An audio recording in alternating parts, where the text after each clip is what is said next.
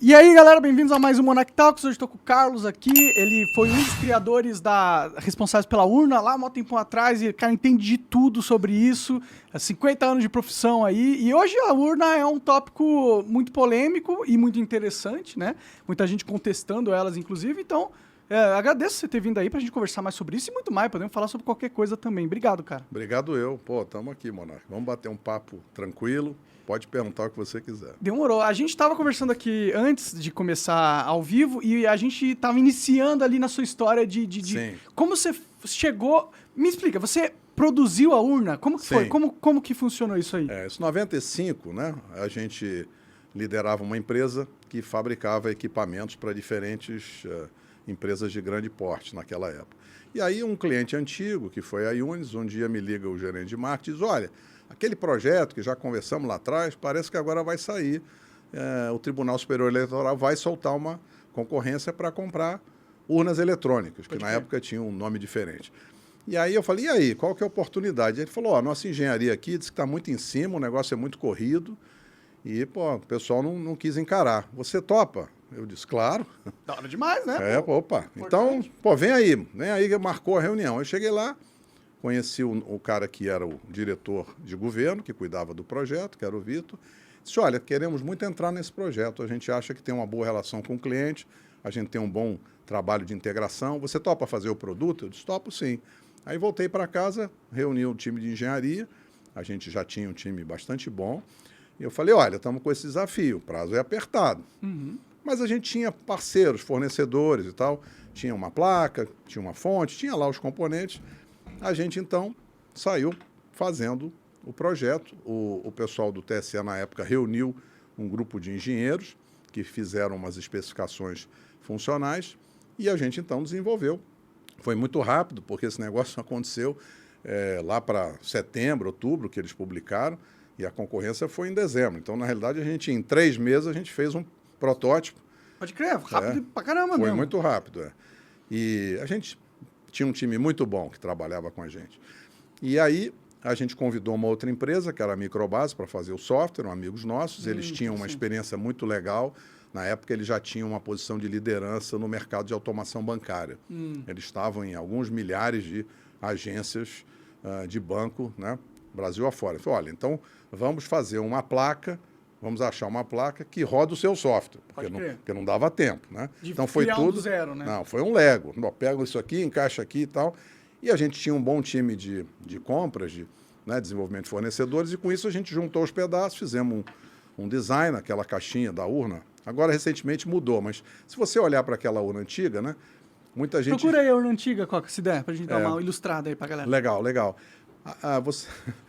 A urna antiga, o pessoal diz que tem participação importante da Ana, minha esposa, porque ela tem uma cara de micro-ondas, né?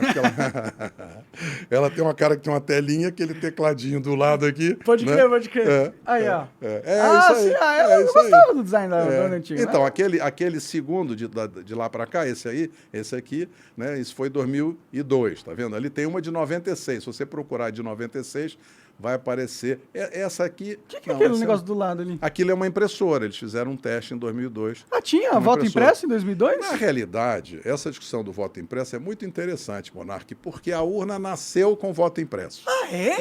A urna nasceu... A especificação original dos técnicos, dos engenheiros que montaram o time lá no TSE, era assim, a urna vai receber o voto do eleitor e vai imprimir um comprovante impresso para cada voto. Para quê? Para auditoria. Então, foi feito assim. A urna original foi pensada dessa maneira, assim. Tecnologia não é perfeito. Isso é um troço importante. As pessoas ficam com a ideia, não, tecnologia tem precisão 100%. Isso não existe. Não. Tecnologia é como natureza. Sim. Tem equipamento, tem hardware, pifa.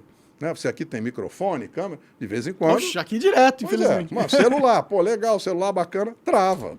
Certo? Sim. Computador trava. Então, tecnologia é algo naturalmente imperfeito. Onde tem hardware, dá pau de hardware. Onde tem software, tem erro de software. E onde tem pessoas operando ou desenvolvendo, pessoas erram. Então, ou maliciosamente erram, né? Eventualmente. Sim. Né?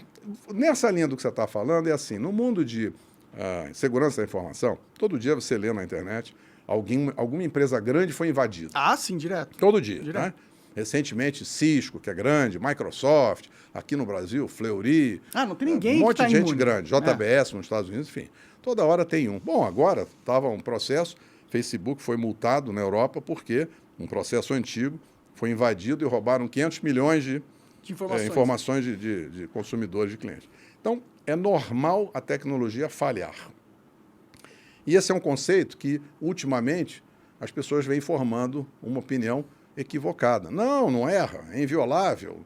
Isso não existe. Todo produto eletrônico, todo produto, qualquer sistema, software errado, tem problemas. Tem vulnerabilidades, sim. Isso. Quando você olha as invasões, estatisticamente, é assim, quase 70% das invasões nascem dentro das organizações. Como assim? Invasão interna. Tipo, alguém que tem um conhecimento ali interno... Tem diferentes formas de fazer. O cara pode... É muito comum, empresas hoje em dia têm muita gente externo trabalhando. Terceirizados. Né? Por exemplo, lá no TSE, você tem 340 pessoas, dos quais, não é mais, 440 pessoas, dos quais acho que uns 140 são servidores de carreira. O dobro disso, 280, são terceirizados. E isso é comum, isso não é lá, isso é comum nas empresas. Então, o que acontece? Às vezes, alguém de fora comete uma falha, porque eu comentei uma estatística. A outra estatística é que 95% dos problemas de segurança são erros humanos, nascem de erros humanos. Alguém errou, devia ter cuidado de uma senha, não cuidou, anotou uma senha onde não devia anotar, enfim, não tomou determinado cuidado que tinha que tomar. Então, é comum que um hacker, muitas vezes, ele captura a credencial de alguém que trabalha numa organização e, através daquela pessoa, que às vezes nem sabe, ela nem sabe, é um terceiro, então você tem, esse é um tipo comum de invasão. Então você pode ter invasão externa, você pode ter invasão interna. Você pode ter erro de programação, que é normal. Sim. E você pode ter, claro, alguma intenção algum malicioso colocado ali de propósito. Mas eu achei muito interessante esse negócio de que a urna, inicialmente o projeto da urna era já com o voto impresso. Por que mudaram isso então? Se já... Tipo, porque, não, tá seguro demais essa urna. Vamos tirar esse negócio do voto impresso pra gente ter mais vulnerabilidade. Não faz sentido. Por que a sua pergunta é importante, né? Por que esse seu podcast é legal? Por que as pessoas gostam? Porque você presta um serviço, as pessoas têm interesse, as conversas são interessantes, você está focado no seu cliente. Você não vai trazer um assunto aqui que ninguém quer ouvir. Sim. Você está preocupado com o seu mercado. O que acontece na administração pública e na justiça eleitoral, existe esse desafio, essa diferença de perspectiva. As pessoas têm que entender que o cliente é que é mais importante.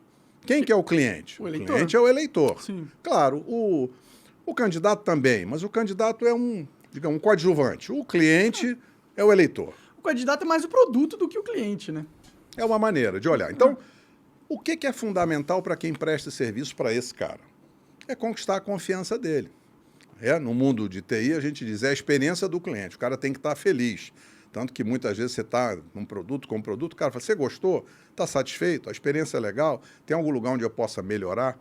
E é muito importante haver esse avanço de percepção, que eu acho que é uma oportunidade ainda de evolução que existe na justiça eleitoral. É compreender que o cliente é o consumidor, é o eleitor. Ele é que tem que ficar satisfeito. Então, muitas vezes, decisões são tomadas assim, mas eu tenho 18 camadas de segurança. Não faz diferença, o cara não entende nada disso. Então, por que o Congresso aprovou comprovante impresso do voto 5 vezes? Porque na cabeça das pessoas é uma forma simples delas compreenderem o que está acontecendo. Então, não é uma discussão de que é mais ou menos segurança. É uma discussão de como é que as pessoas vão compreender melhor e vão confiar mais. Sim. Essa é a premissa. Sim. Né? O voto impresso ia ajudar muito nas pessoas acreditarem na urna. Exatamente. A gente acredita que nessa discussão toda existe um lado muito positivo. Tem esse calor, né? Não é simples a gente estar nesse debate, mas eu acredito que essa discussão nunca mais vai ser a mesma. Eu acho que a partir do ano que vem a gente vai ter um debate intenso e se vai repensar como é que a gente traz para as pessoas um serviço melhor, um processo mais simples e que as pessoas, de fato, possam confiar mais. Você acha mesmo que a gente vai ter esse debate? Porque toda vez que a gente contesta as urnas ou critica, a resposta do Estado é tiro, porrada e bomba em cima da gente, tá ligado? O PL entrou com uma representação no TSE justamente apontando várias falhas, que você, inclusive, aqui vai poder me elucidar a galera quais são. Legal. E o ministro simplesmente multou o cara em 22 milhões por fazer algo que deveria ser plenamente democrático. Porque fala, pô, esse sistema tem falhas, eu gostaria que você fizesse uma avaliação dessas falhas aí e cumprisse uma forma de recuperar ela, de dar...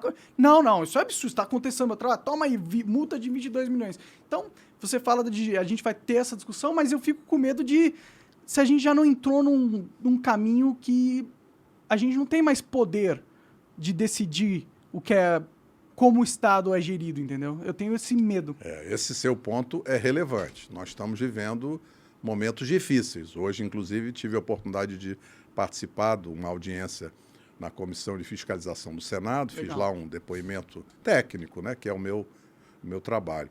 Agora, vi lá assistir muitos debates, muitas pessoas preocupadas com censura, com esse tipo de violação institucional. Eu, de fato, acredito que as pessoas estão percebendo que existe um caminho melhor do que sair censurando todo mundo. Isso, de fato, não é uma boa escolha. Eu sou otimista. Eu acho que a gente ainda... Estamos conversando aqui e acho que a gente ainda pode conversar e isso vai ser fundamental para que as pessoas que eventualmente tomam decisões equivocadas percebam que o melhor para elas, não só para o país, que é bacana, mas para elas. Eu acredito, sinceramente, de que esse assunto já ultrapassou um ponto que as pessoas estão pensando sobre esse assunto e estão discutindo. E eu acho que os próprios pares no entorno, né, do ministro que toma essas atitudes mais agressivas, vão chamá-lo à razão. Eu acho que ele vai perceber que o melhor é seguir um caminho que seja democrático. Eu acredito. Eu acho que as pessoas podem evoluir. Enfim, eu sou jovem há mais tempo que você e eu dou mais crédito para as pessoas, né? Eu vivi na ditadura, eu te falei, né? Então, assim, não era nada legal. Eu tive primos que foram presos, tive primo que morreu, tive colegas de faculdade que foram sequestrados dentro da escola, foram presos e torturados. É loucura demais. Isso não é um negócio que você quer que viver de novo, de jeito nenhum.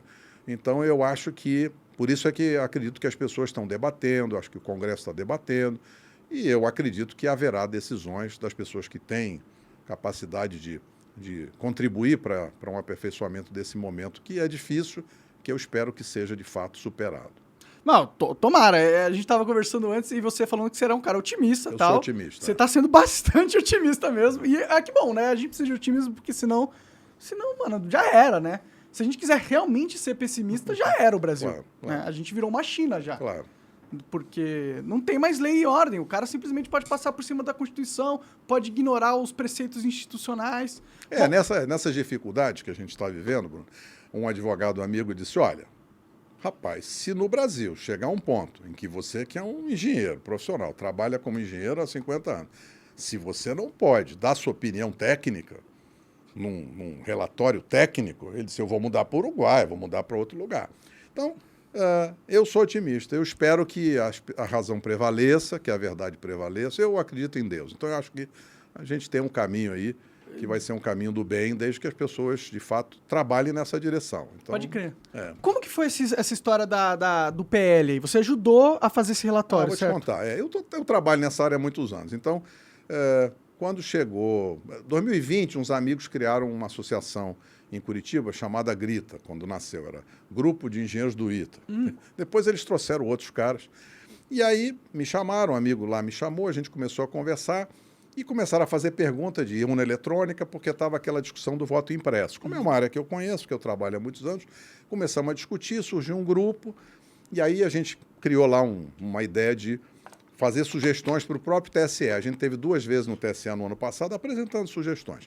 Mas esse negócio acabou ele foi ficando de lado, não era bem o interesse da turma. O que eles falavam? Desculpa cortar, mas o que eles falavam? No fundo, a missão, o propósito no TSE... No TSE eles diziam o seguinte, não, a gente já faz tudo aqui da maneira certa. Eles olha, esse negócio está assim há 25 anos. A gente, com certeza, tem oportunidade... Um pouquinho, né? Com certeza tem oportunidade de melhoria. Eu disse uma coisa para eles, Mas aí a turma de técnicos eventualmente não alcança a perspectiva, né? E você precisa talvez de um pouco de vivência e maturidade para compreender. Eu até dei um exemplo. Eu disse, olha, vocês se colocam numa posição em que vocês são vidraça. É tudo dentro de casa, vocês fazem tudo, vocês sabem tudo, tudo que vocês fazem é ótimo. Não é a melhor maneira. Eu disse, vocês me lembram, quando eu era garoto, eu sempre gostei de futebol. E eu nunca me esqueço de um evento, uma vez um coleguinha, aniversário, ganhou uma bola nova de futebol de salão, linda a bola. Trouxe a bola para o colégio, todo mundo ali com vontade de jogar, e ele lá abraçado na bola. Pô, se não botar a bola no chão, não tem jogo. Ganhou a bola, fica aí abraçando a bola, não dá jogo, né? É uma merda. Então eu falei para eles, vocês estão parecendo isso, vocês estão parecendo esse menino. E não adianta, se vocês fazem tudo e vocês concentram tudo, o que acontece? Você vira vidraça. Então, o que a gente sugeriu? Faz o seguinte, chama um Inmetro. Você vai na padaria, eu gosto de comprar mortadela na padaria, pãozinho, para fazer um sanduba, aí você chega lá, tem uma balança, fala, corta aí, 200 gramas. Tem uma etiqueta bem na frente, certificada pelo Inmetro. Uhum. Por quê? Porque o cara da padaria é bandido? Claro que não, conheço o cara há 40 anos, mas aquilo traz tranquilidade para o consumidor. Não, essa balança aqui tem um laboratório aí que certificou. Foi analisada, né? Alguém analisa, tem que aferir todo ano. Então, se você tivesse na urna uma etiquetinha certificado pelo Inmetro, o cara do lado de cá fala, porra, legal. Além de ter lá o TSE, que é um pessoal legal, mas tem um outro cara aqui que testou. Você divide a responsabilidade. É isso, você pegar seu celular, seu roteador, seu computador, qualquer coisa, Wi-Fi ou aqui celular, tem lá, certificado pela Anatel, homologado pela Anatel. Senão não pode nem vender. Uhum. Ah, mas a companhia é bacana, tem uma marca legal. Não vem ao caso. Tem que ter um terceiro que certifica. Então, isso é aprendizado de mercado. Outra coisa que a gente dizia para eles é o seguinte, olha, a urna gera um monte de documentos eletrônicos. Então, como é que é uma nota fiscal eletrônica? Como é que é um contrato eletrônico, uma procuração eletrônica? Você tem que ter o certificado. Então, ou você tem aquele tokenzinho que você põe no computador, ou você instala um certificado no computador. Uhum. Tem o tal da ICP Brasil, que é o Ecossistema de Certificação Digital. A gente falou, olha, coloca um certificado na urna. Não é porque é mais ou menos... Não, mas a gente tem o nosso aqui que é muito seguro. Não se trata disso. Se trata de construir confiança nas pessoas. Pode crer. Então, se você chegar e dizer assim, pô, meu produto é certificado, olha, foi ele que certificou, não fui eu. Olha, eu uso aqui um certificado daquele outro cara lá, comprei da autoridade certificadora X. Legal, então os documentos é que nem aquela nota fiscal que eu emito. Você vai construindo alianças. E ao você construir alianças, as pessoas vão confiando mais no seu sistema. Se o seu objetivo é máxima confiança do eleitor, quanto mais gente tiver jogando junto, melhor. Sim, sim. Tá, mas se você se fecha, transparência, né? se você se fecha, entra dentro do armário, se tranca e não conversa com ninguém, E fala, confia em mim. claro, o que acontece? As pessoas vão dizer, mas por que ele não fala com as outras pessoas? Por que ele... Então você vê que o desafio, a oportunidade de melhoria, ela é de marketing, ela é de percepção de valor para o cliente, que é o eleitor. Sim. Não tem nada a ver com tecnologia. Muitas vezes, colegas engenheiros, tem engenheiros que são ótimos caras de marketing, mas tem outros caras que estão lá mergulhados na técnica e esquecem que existem pessoas do outro lado, que a discussão não é tecnológica, a discussão é de confiança. Né? Não, com certeza. E eles falaram, não, deixa quieto. Cara, eu levei lá, para você ter uma ideia, na segunda, eu fui numa reunião lá com eles, com outros colegas, né? A gente foi lá em fevereiro, aí mostramos e tal. Ah, não, tudo que a gente faz está certo. Eu digo, não é isso que se trata aqui. Eles querem maximizar o controle, né? Esse negócio passa uma imagem ruim, porque se você divide com as pessoas, por exemplo, eu já ouvi, tem muitos colegas especialistas, já ouvi inclusive de gerentes de TI, de tribunais regionais eleitorais, que dizem, pô, vamos colocar o código-fonte aberto, publica o código-fonte. Para mim é um absurdo não ser aberto ainda, né? Toda pessoa que estuda isso um pouco mais concorda com você. Pode crer. Claro. Por quê?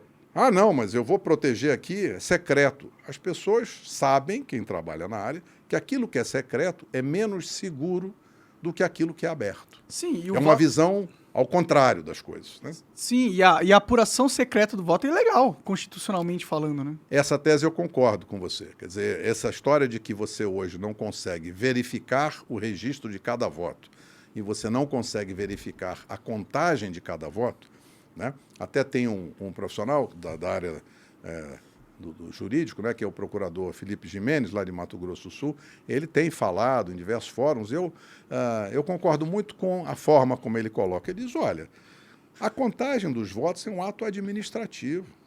Quer dizer, como é que você delega isso para um programa e trata isso de forma secreta? Existe uma maneira melhor de fazer isso, que é uma maneira transparente, que é uma maneira aberta. Por que tem a ver com segurança ou tecnologia? Claro que não. Tem a ver com confiança das pessoas. As pessoas vão sentir mais confiança se elas tiverem um sistema que é mais transparente. Sim, né? sim. Então, eu tô assim, muito gratificado, acho que é a palavra, com esse trabalho que a nossa equipe vem fazendo, com essas conversas. Quando é que eu imaginei que eu ia estar aqui com o Monark falando de urna, pô? É um troço árido, troço tecnológico. Nós estamos aqui batendo um papo que entrou na agenda. Né? A urna nunca esteve top of mind na cabeça das pessoas, mas agora tá, né? Porque, bom, querendo ou não, tem gente que tá achando que rolou uma treta ali nessas eleições, né? Olha, eu nem acho que seja isso. Assim, Você acha que não rolou uma treta, não? É difícil eu tenho dizer. minhas dúvidas, viu? Claro, mas Principalmente pelo que você falou. Olha como o TSE se comporta. Ele não se comporta como um cara que é honesto e não tem nada a esconder. Ele se comporta justamente o contrário. Eles não querem fazer as atualizações necessárias que já foram apontadas por especialistas como vocês, que seriam, tipo, óbvio que deveria ser feito certas coisas. Eles dizem que não devem ser feitos. E depois eles mandam prender ou perseguem juridicamente todas as pessoas que desconfiam que o processo pode ter tido algum problema. Então, eles agem completamente como o cara que fez o crime. Eu tenho a impressão, Monark, que isso é medo do desconhecido. Né? Na minha opinião, existe uma oportunidade muito grande da gente proteger os ministros que formam a alta direção do TSE. Essas pessoas, elas são pessoas muito importantes, são ministros do Supremo Tribunal, quer dizer, o Supremo é o órgão mais importante da Justiça. O nome é Supremo, né? É o Supremo. Eu acho um absurdo esses ministros estarem envolvidos com o computador, o programa. Vocês lembram na eleição passada que travou lá o computador que estava fazendo a totalização? E aí vai o ministro Barroso, que era presidente na época, convoca uma coletiva para explicar. Eu fiquei constrangido. Eu assisto na televisão e falo, rapaz, como é que o ministro do Supremo acha que ele precisa vir explicar que o computador travou, deixou de travar? Não é a área dele. Ele não conhece absolutamente nada desse assunto. Então, eu tenho para mim que, em algum momento, esses ministros vão perceber, rapaz, isso não é bom para nós, isso não é bom para a instituição TSE. Essa área dessa administração eleitoral, isso devia ser uma autarquia, lá na Justiça Eleitoral, mas não misturado com o Tribunal Superior. O Tribunal Superior está lá em cima, é uma coisa muito importante. Então você olha, por exemplo, em Metro, ela é importante, mas é um órgão técnico. O INPI das patentes, um órgão técnico, e assim por diante. Eu acho que tinha que ter um instituto eleitoral, um órgão técnico. Aí tem lá uma diretoria, um comitê gestor, porque aí os ministros do Tribunal Superior, eles vão estar à vontade para julgar. Hoje eles estão envolvidos. Então, em vez de julgar com conhecimento, que eles não têm, porque não é a área deles, eles julgam com fígado. Eles são ativistas hoje, né? Ativistas políticos. Isso é um processo que vem acontecendo no judiciário como um todo.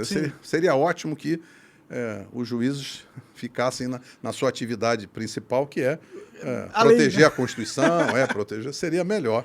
Não, hoje em dia eles decidem tudo. O Lula já foi falar com o Alexandre ali, eles querem adiantar não é a posse, é o...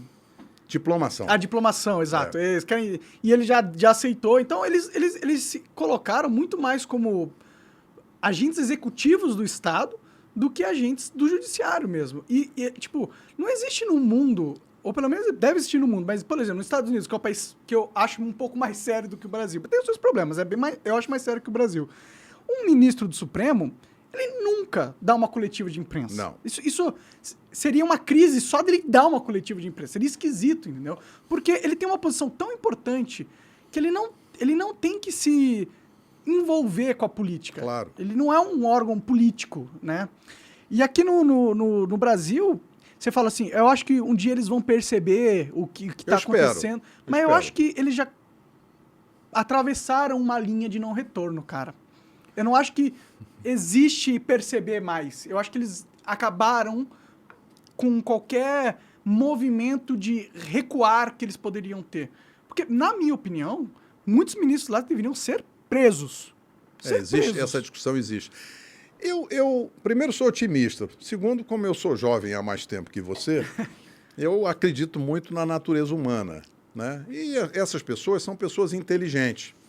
E não é só o indivíduo, né? Quer dizer, eles vivem numa comunidade. Então, tem o outro ministro, tem a família do ministro, enfim, tem outras pessoas no seu entorno. Sim. E muitas vezes você vê esses momentos de turbulência, mas quando você olha com um pouco mais de distância, eu acho que existe uma boa possibilidade deles perceberem que é muito melhor para eles, né, para a proteção deles, que eles, de fato, se concentrem na atividade principal, que é a atividade da justiça, seja no Supremo, seja no TSE, que essa ideal, parte né? técnica operacional, que isso seja separado, para que eles possam, né, digamos assim, conduzir a sua atividade principal mais perto do Supremo, proteger a instituição. Os ministros do Supremo, eles têm notório saber jurídico. Ótimo. Então, eles são ministros do Supremo, são ministros do TSE. Para essa nossa área técnica, é necessário notório saber técnico. Então, para mim, gera um conflito intrínseco quando você tem as mesmas pessoas, os mesmos juízes, eles são alta direção do Tribunal Superior, eles também são alta direção da administração eleitoral. Isso no Código de Processo Penal, no Código de Processo Civil, imagina o seguinte, tem lá uma colisão de veículo, aí uma das pessoas envolvidas é um juiz, e de repente, por alguma sorte ou azar, ele está lá na vara dele, de repente aquele processo onde ele se envolveu numa colisão cai para ele julgar. Não tem discussão, a lei é clara. Ele não pode, ele né? não pode, ele está impedido de julgar. Sim. Quando você olha para o Tribunal Superior Eleitoral, para mim é a mesma coisa. Como cidadão comum, eu não sou advogado, mas eu olho e digo assim, poxa, não faz sentido o cara ao mesmo tempo ser um ministro, né, da alta direção do tribunal e ele é um diretor de operações da administração eleitoral. Ele está envolvido em duas atividades que são completamente conflitantes e diferentes. Eles deviam estar protegidos. Nós deveríamos elevar esses ministros para perto do Supremo. E Sim. essa parte operacional devia ser delegado para técnicos, né? Com certeza. Tanto porque a parte técnica que eles agora têm como função, se dá um problema, eles têm que julgar o problema deles mesmos. Não faz sentido isso aí. É a mesma coisa você pegar e falar assim, ó, bandido, você agora é o juiz do seu caso. É isso que você está falando, né? Eu acho que essa é uma evolução que seria interessante. Já existem alguns projetos de lei, isso está sendo discutido. Tem o deputado Luiz Felipe de Orleans Bragança, tem lá uma proposta de PEC nessa direção. Esse assunto tem sido discutido na bancada do Novo, já tive conversa. Como eu não tenho vinculação política, embora a gente esteja fazendo um trabalho para o PL, a gente não tem nenhuma vinculação política. Então, a gente conversa com diferentes... Por que você aceitou fazer esse relatório? Eu vou contar para você. Então, o que aconteceu? Eu estava naquela linha que eu te falei da gente tentar levar contribuições diretamente para o TSE e não havia receptividade nesse sentido. Aí, almoçando com um colega do ITA, poxa, o que a gente podia fazer para ajudar? Aí, de repente, aquela conversa de botequim, ele diz assim, a gente falou, poxa, e se a gente criasse um instituto sem fins lucrativos especializados nessa área? Eu tenho uma experiência bem sucedida nessa área. Em 1990, eu fui presidente da Associação dos Engenheiros Formados no ITA. Legal. E provocado lá por um colega, que era brigadeiro da aeronáutica, falou, poxa, por que vocês não reúnem aí os colegas, não criam uma fundação para apoiar a escola, para apoiar outros institutos com projetos de pesquisa? E aí a gente achou legal a ideia e com um grupo de amigos nós criamos a Fundação Casimiro Montenegro Filho no final de 1990. Casimiro Montenegro foi um visionário que foi, né? O ITA foi criado. Ele criou. Ele teve a visão de criar o ITA, entendi. Mas ele enxergava a indústria aeronáutica. Era sensacional dizer, eu preciso formar profissionais qualificados, porque isso vai ser a base para construir avião lá na frente. Pode o cara crer. teve essa sacada. Da hora demais, cara. E eu tive o privilégio, porque ele morava no mesmo prédio que a minha mãe mora até hoje. Pode crer. Então, os filhos dele eram meus amigos de infância, de bolinha de gude e tal. Dá.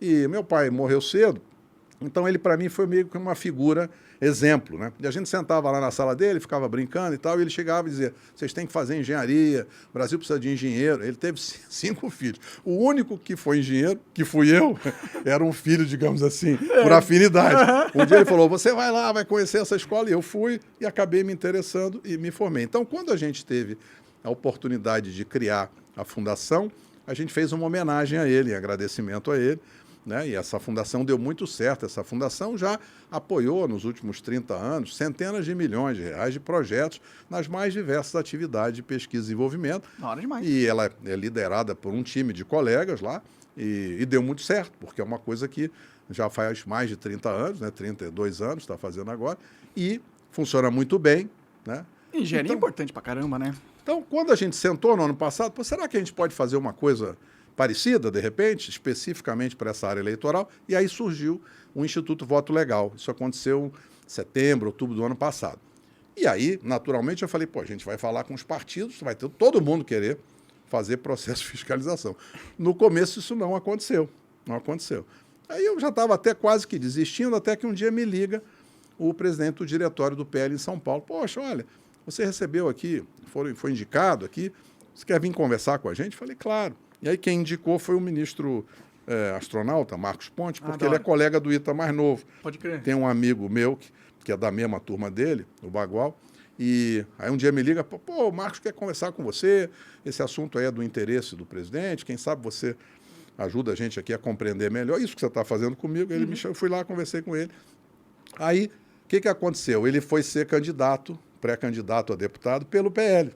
Então, quando surgiu essa conversa ali, ele falou, olha, tem um colega meu que é dessa área, que podia ajudar. Foi assim que surgiu a conversa. Contato, sim, entendi. E aí eles chamaram a gente começou a conversar. Em julho, a gente foi contratado. Eles falaram, não, vocês têm que montar uma equipe. Aí a gente montou uma equipe de 4 engenheiros, todos na minha época lá do ITA, todos com muita experiência, complementares. Fomos contratados em julho e a gente vem fazendo. Nós estamos agora na última etapa, que é essa de análise após a eleição, né? Legal. E bom, esse relatório ele foi usado para... tem vários argumentos, né? É um relatório gigantesco, tem muita coisa ali. O argumento que foi mais usado foi o argumento que nas urnas de que não são de 2020 para baixo, as urnas antigas, elas não têm uma diferenciação entre urnas. Todas as urnas têm o mesmo código serial, é uma coisa assim? Vou contar a história. Na realidade, o processo de fiscalização e auditoria é um processo que faz parte das atividades da eleição. Então, isso é muito bem estruturado e não é novidade. O Tribunal Superior Eleitoral, ele publica sempre, em geral, em dezembro do ano anterior, uma resolução que é específica para regular fiscalização e auditoria do sistema eletrônico de votação. Então, para essa... Ele prevê que alguém vai fazer isso, então? Claro. Entendi. Nós estamos fazendo um trabalho técnico que está absolutamente dentro das instruções que o TSE faz. E não é uma coisa nova, né? Quer dizer, isso nas últimas, 10 eleições, sempre aconteceu. Quer dizer, o cara vai fazer, um ano antes, ele diz, olha, a eleição precisa ter lá uma fiscalização. Essas regras vêm naturalmente evoluindo. No ano passado e nesse ano, houve um avanço de transparência muito importante, com várias ações relevantes. Primeiro, o ministro Barroso criou a Comissão de Transparência Eleitoral e convidou várias organizações, incluindo as Forças Armadas, né, e OAB e outras organizações, dizendo, olha, era importante que vocês todos venham dar contribuição. Universidades, né? Por exemplo, esse ano, pela primeira vez, o TSE distribuiu o código-fonte para 3 universidades.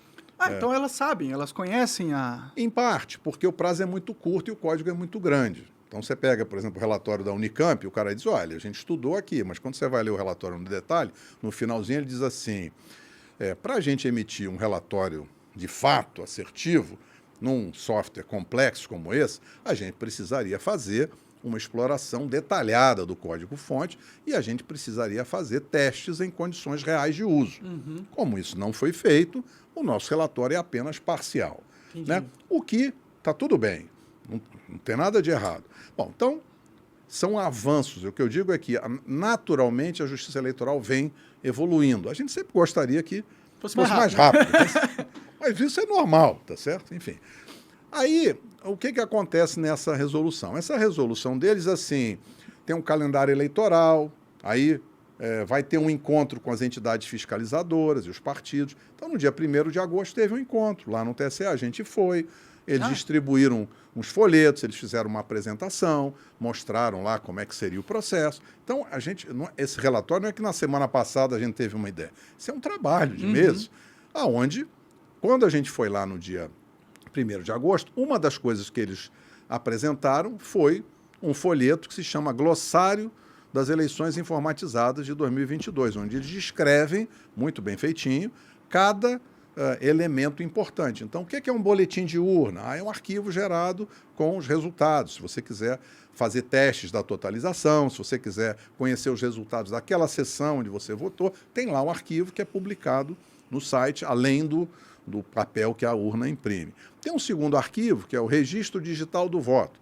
Então, é lá uma planilha onde os votos são registrados. Então, se houver uma demanda de recontagem, o TSE publica lá. E pela primeira vez, é uma inovação positiva, o TSE resolveu publicar um terceiro arquivo, que chama Arquivo Log de Urna, que está nesse documento, lá nesse glossário definido, que ele diz o seguinte: olha, o que é um log? É como se fosse um prontuário médico, um diário de bordo. Ele tem todas as atividades, todos os eventos que a urna realiza, desde que ela é preparada no TRE, aí ela é carregada com software, depois ela é testada, aí na véspera os caras testam de novo, fazem o primeiro turno, aí imprime zerésima, votação, BU, aí depois tem que preparar para o segundo turno, tem que testar de novo, e quando foi no dia seguinte do segundo turno, o segundo turno foi dia 30, né? No dia 31, o TSE publicou no site, né, todos os arquivos log de urna das quase 500 mil urnas. Eu acho que isso é um avanço extremamente positivo. E o que faz com isso? Ora, aquele documento que eles nos entregaram lá em 1º de agosto diz assim: o log de urna é um elemento importante de auditoria para os partidos políticos e entidades fiscalizadoras. Ora, o que nós fizemos? Nós seguimos as instruções do TSE. Se o TSE nos dá um documento, faz uma apresentação, publica o arquivo no site e diz: olha, esse aqui é o elemento de auditoria que você tem que dar atenção. Nos outros dois arquivos, no BU e no RDV, não está escrito isso. A função é para outra coisa. Para a auditoria é esse aqui. Bom, já sei que é um elemento importante. Como é que eu faço? Eu tenho que voltar lá na resolução que o TSE publicou e tenho que estudar. O que está escrito na resolução que pode ser feito ou deve ser feito após a eleição? Aí você tem lá uma seção que diz assim: verificação extraordinária após as eleições. Aí tem um artigo que diz: após as eleições, os partidos ou as entidades fiscalizadoras podem pedir uma verificação extraordinária. Quando é que faz isso? Quando surge algum indício, algum fato, alguma circunstância que está documentada, está evidenciada. Então, no nosso caso, o partido foi lá e pediu: olha, isso é uma atividade administrativa. Isso não é um processo judicial. Isso é uma coisa comum. Institucional, previsto total. Por eles. Sim. Eles mesmos, eles criaram essas regras. Claro. Sim, sim. Nós não estamos... Ninguém é maluco aqui. Claro. Não tô, só pra galera entender. Nós estamos fazendo um troço que o cara diz: olha, nós fomos lá e disse, é assim que tem que fazer. Está aqui a regra, está aqui o calendário eleitoral, está aqui a resolução, está aqui o glossário que define. Beleza. Então, define, o cara publica o log, explica o que é, tem a regra na resolução. Mas vem cá, como é que eu vou saber se está certo ou está errado? Certo? Porque é disso que se trata. Eu preciso, né, o time precisa analisar. Tem um outro documento que faz a especificação técnica, que é assim: formato dos arquivos de log. Está lá no site do TSE. Aí nós fomos estudar o documento. Aí o documento diz assim: o que é um arquivo de log? Arquivo de log é o arquivo onde são registrados em cada linha um evento que aconteceu na urna. Então, liguei a urna, carreguei um software. Cada urna individualmente. Cada urna gera o seu. Sim, entendi. Né? Cada urna gera o seu. Aí, quando entra na eleição, diz assim: eleitor foi identificado com a biometria. Antes disso, tem assim: mesário digita o título do eleitor. Então, tudo que lá, acontece tudo lá. Eleitor coloca o dedo e a biometria deu certo. Ou biometria deu errado. Tenta o segundo dedo, tenta o terceiro dedo, está tudo lá. Pode crer. Aí, de repente, diz assim: o cara foi autenticado, pode votar. Aí tem Eleitor votou deputado federal, eleitor votou deputado estadual, senador, governador, presidente, beleza, vamos em frente. Então, cada linha é um registro de uma atividade. E aí, a gente olhou para isso e falou, bom, nesse prazo curto, como é que eu vou fazer uma análise de um negócio desse tamanho? Porque quantas atividades você acha que uma urna realiza e tem registro em cada linha ao longo de alguns meses? Porque lá de setembro até agora, início de novembro. Tem ideia, não? Milhares, sei lá. E é isso aí, 10 mil, 12 mil, 16 mil. Sim. Uma urna. Pode crer. Porque tem todos esses detalhes. Seria todas as humanamente impossível ir linha a linha Claro. de todas as urnas. Claro. Aí nós olhamos para aquilo e falamos, bom, tem quase 500 mil de urnas. Cada urna tem 10, 12, 15. Esse troço vai dar bilhão de linha. E deu. Nós temos uma base de dados montada que tem 4 bilhões, 287 milhões e uns quebrados de linhas. De todas as urnas juntas. Pode crer. Como é que a gente faz isso? Antigamente não dava para fazer. Hoje tem análise de dados. Hoje tem plataformas na nuvem. Inteligência Você cria, artificial, claro, você vai lá, coloca essa base de bilhões e você diz assim, eu queria saber em todas as urnas quantas vezes apareceu a mensagem urna desligada pela chave. Aí o cara vai lá, faz a conta, o programa faz automático, de repente diz 80 mil. E ele faz isso em segundos. Pode crer. Então, a gente passou a ter, com esse avanço da transparência do TSE, que é publicar o log e documentar como é que deve ser. E pelo avanço da tecnologia, possivelmente há 5 anos atrás, 4 anos, não dá para fazer isso. Sim, sim. Seria muito caro. Hoje não é. Hoje está na nuvem e a gente faz. E aí, quando a gente estava montando essa base, né, que começa a carregar de todas as sessões no Brasil inteiro, de repente, o time técnico liga para a gente e fala, olha, tem uma coisa estranha aqui. Eu falei, o que foi? Não, a gente está montando, está dando certo, estamos baixando as coisas do site, estamos subindo, criando a nossa base, mas na hora que a gente vai verificar quantas incidências únicas, quantas vezes aparece cada número de série de urna, tem um número estranho aqui que já está aparecendo algumas centenas de milhões, e na hora que a gente colocar todos os estados, aqui vai dar bilhões de linhas. Eu falei, mas um número estranho, como é isso? Não, tem um número aqui, que é o mesmo número, que não é um número de série válido, porque ele é 67 milhões, uns quebrados, e o número máximo de série da urna é 2 milhões, né? Que é o das urnas novas, vai 2 milhões e 500 mil, lá sei. Pô, então 67 é um número espúrio, ele não faz parte da faixa de numeração. Eu falei lá pro time, falei, cara, você desculpe aí, vocês estão fazendo um trabalho muito legal, vocês estão ajudando a gente, mas deve ter um erro no seu programa. Não, desculpe, vocês são um pessoal competente, mas esse negócio que você está me falando é impossível. Não pode ter um número de uma urna com 1 bilhão de linha. Quem colocou esse número lá? Esse troço está errado. Então, faz um favor para mim, senta aí com o time, dá uma olhadinha, quem sabe tem um errinho no programa e tal. Isso foi numa quarta-feira. Aí voltou, chegou na quinta, no final do dia, ele me liga e fala, olha, eu tenho uma boa notícia e uma má notícia. Falei, então dá a boa primeiro. Falou, a boa notícia é que o nosso programa está certinho. Estamos baixando direitinho, estamos montando, não tem erro nenhum. Eu falei, uau, e qual que é a má notícia? A má notícia é que tem um problema complicado aí. Eu disse, qual que é o problema? Tem um número aqui que está aparecendo 2 bilhões de vezes.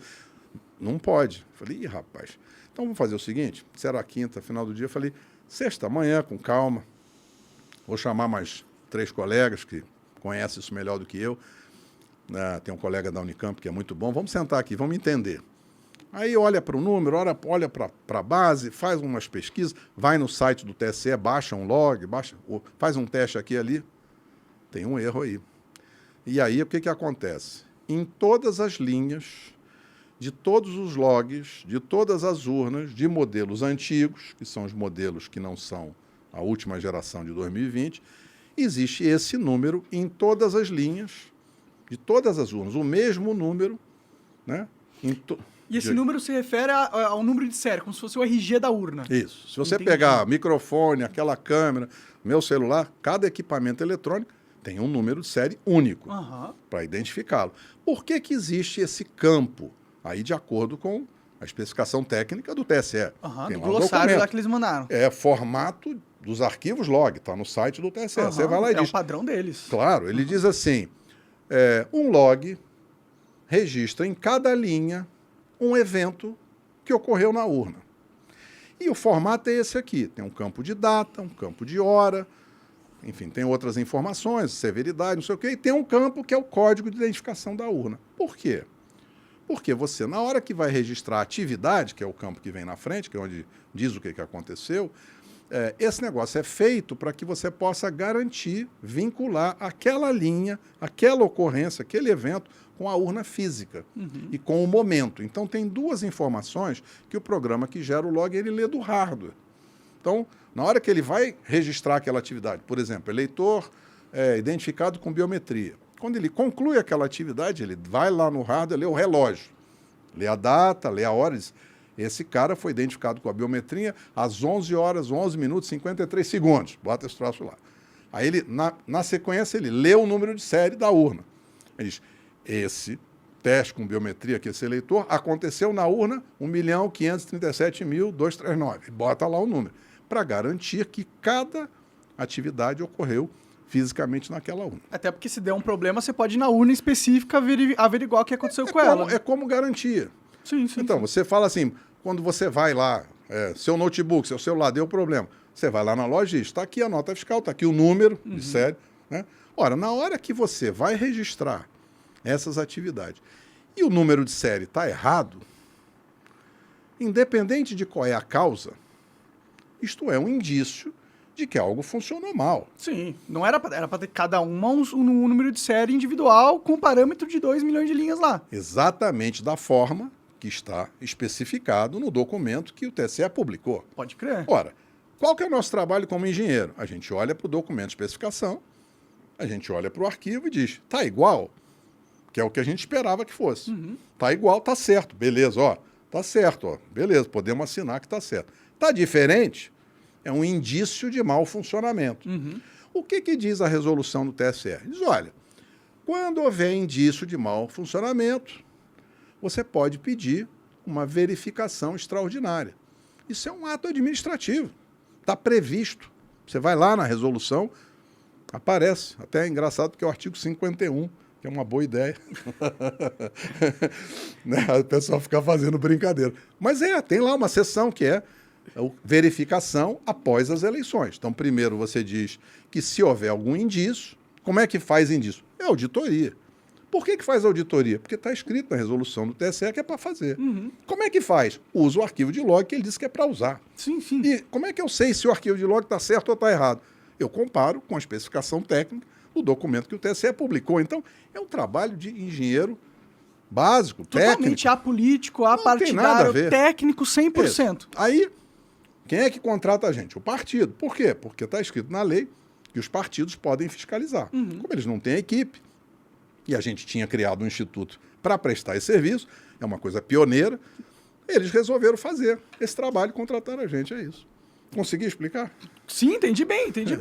E então, quando vocês apresentaram esse documento, eles não deram nenhuma resposta. Eles nem falaram, realmente isso está errado, nada.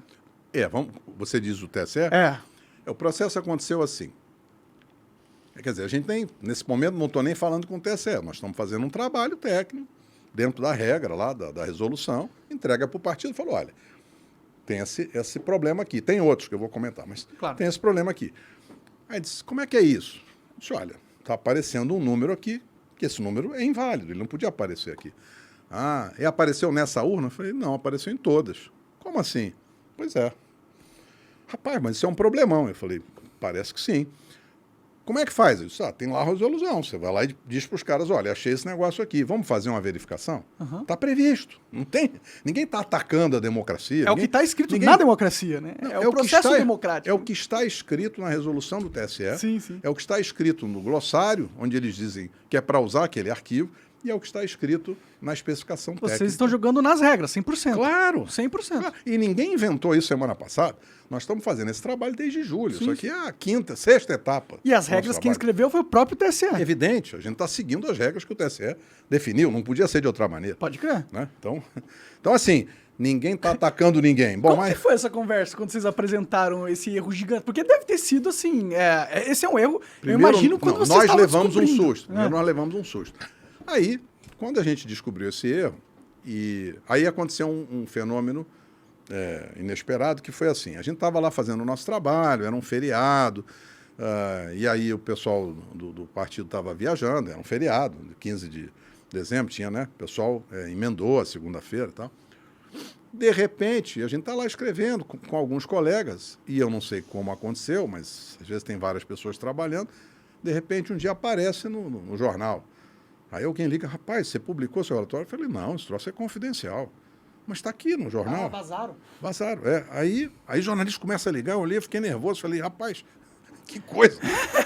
Isso é problema. Aí eu logo escrevi uma notinha e falei, olha, nós estamos no meio de um trabalho, isso ninguém publicou nada, esse documento é obsoleto, a gente está em construção, não está assinado, a gente ainda está trabalhando, esse é um processo em construção.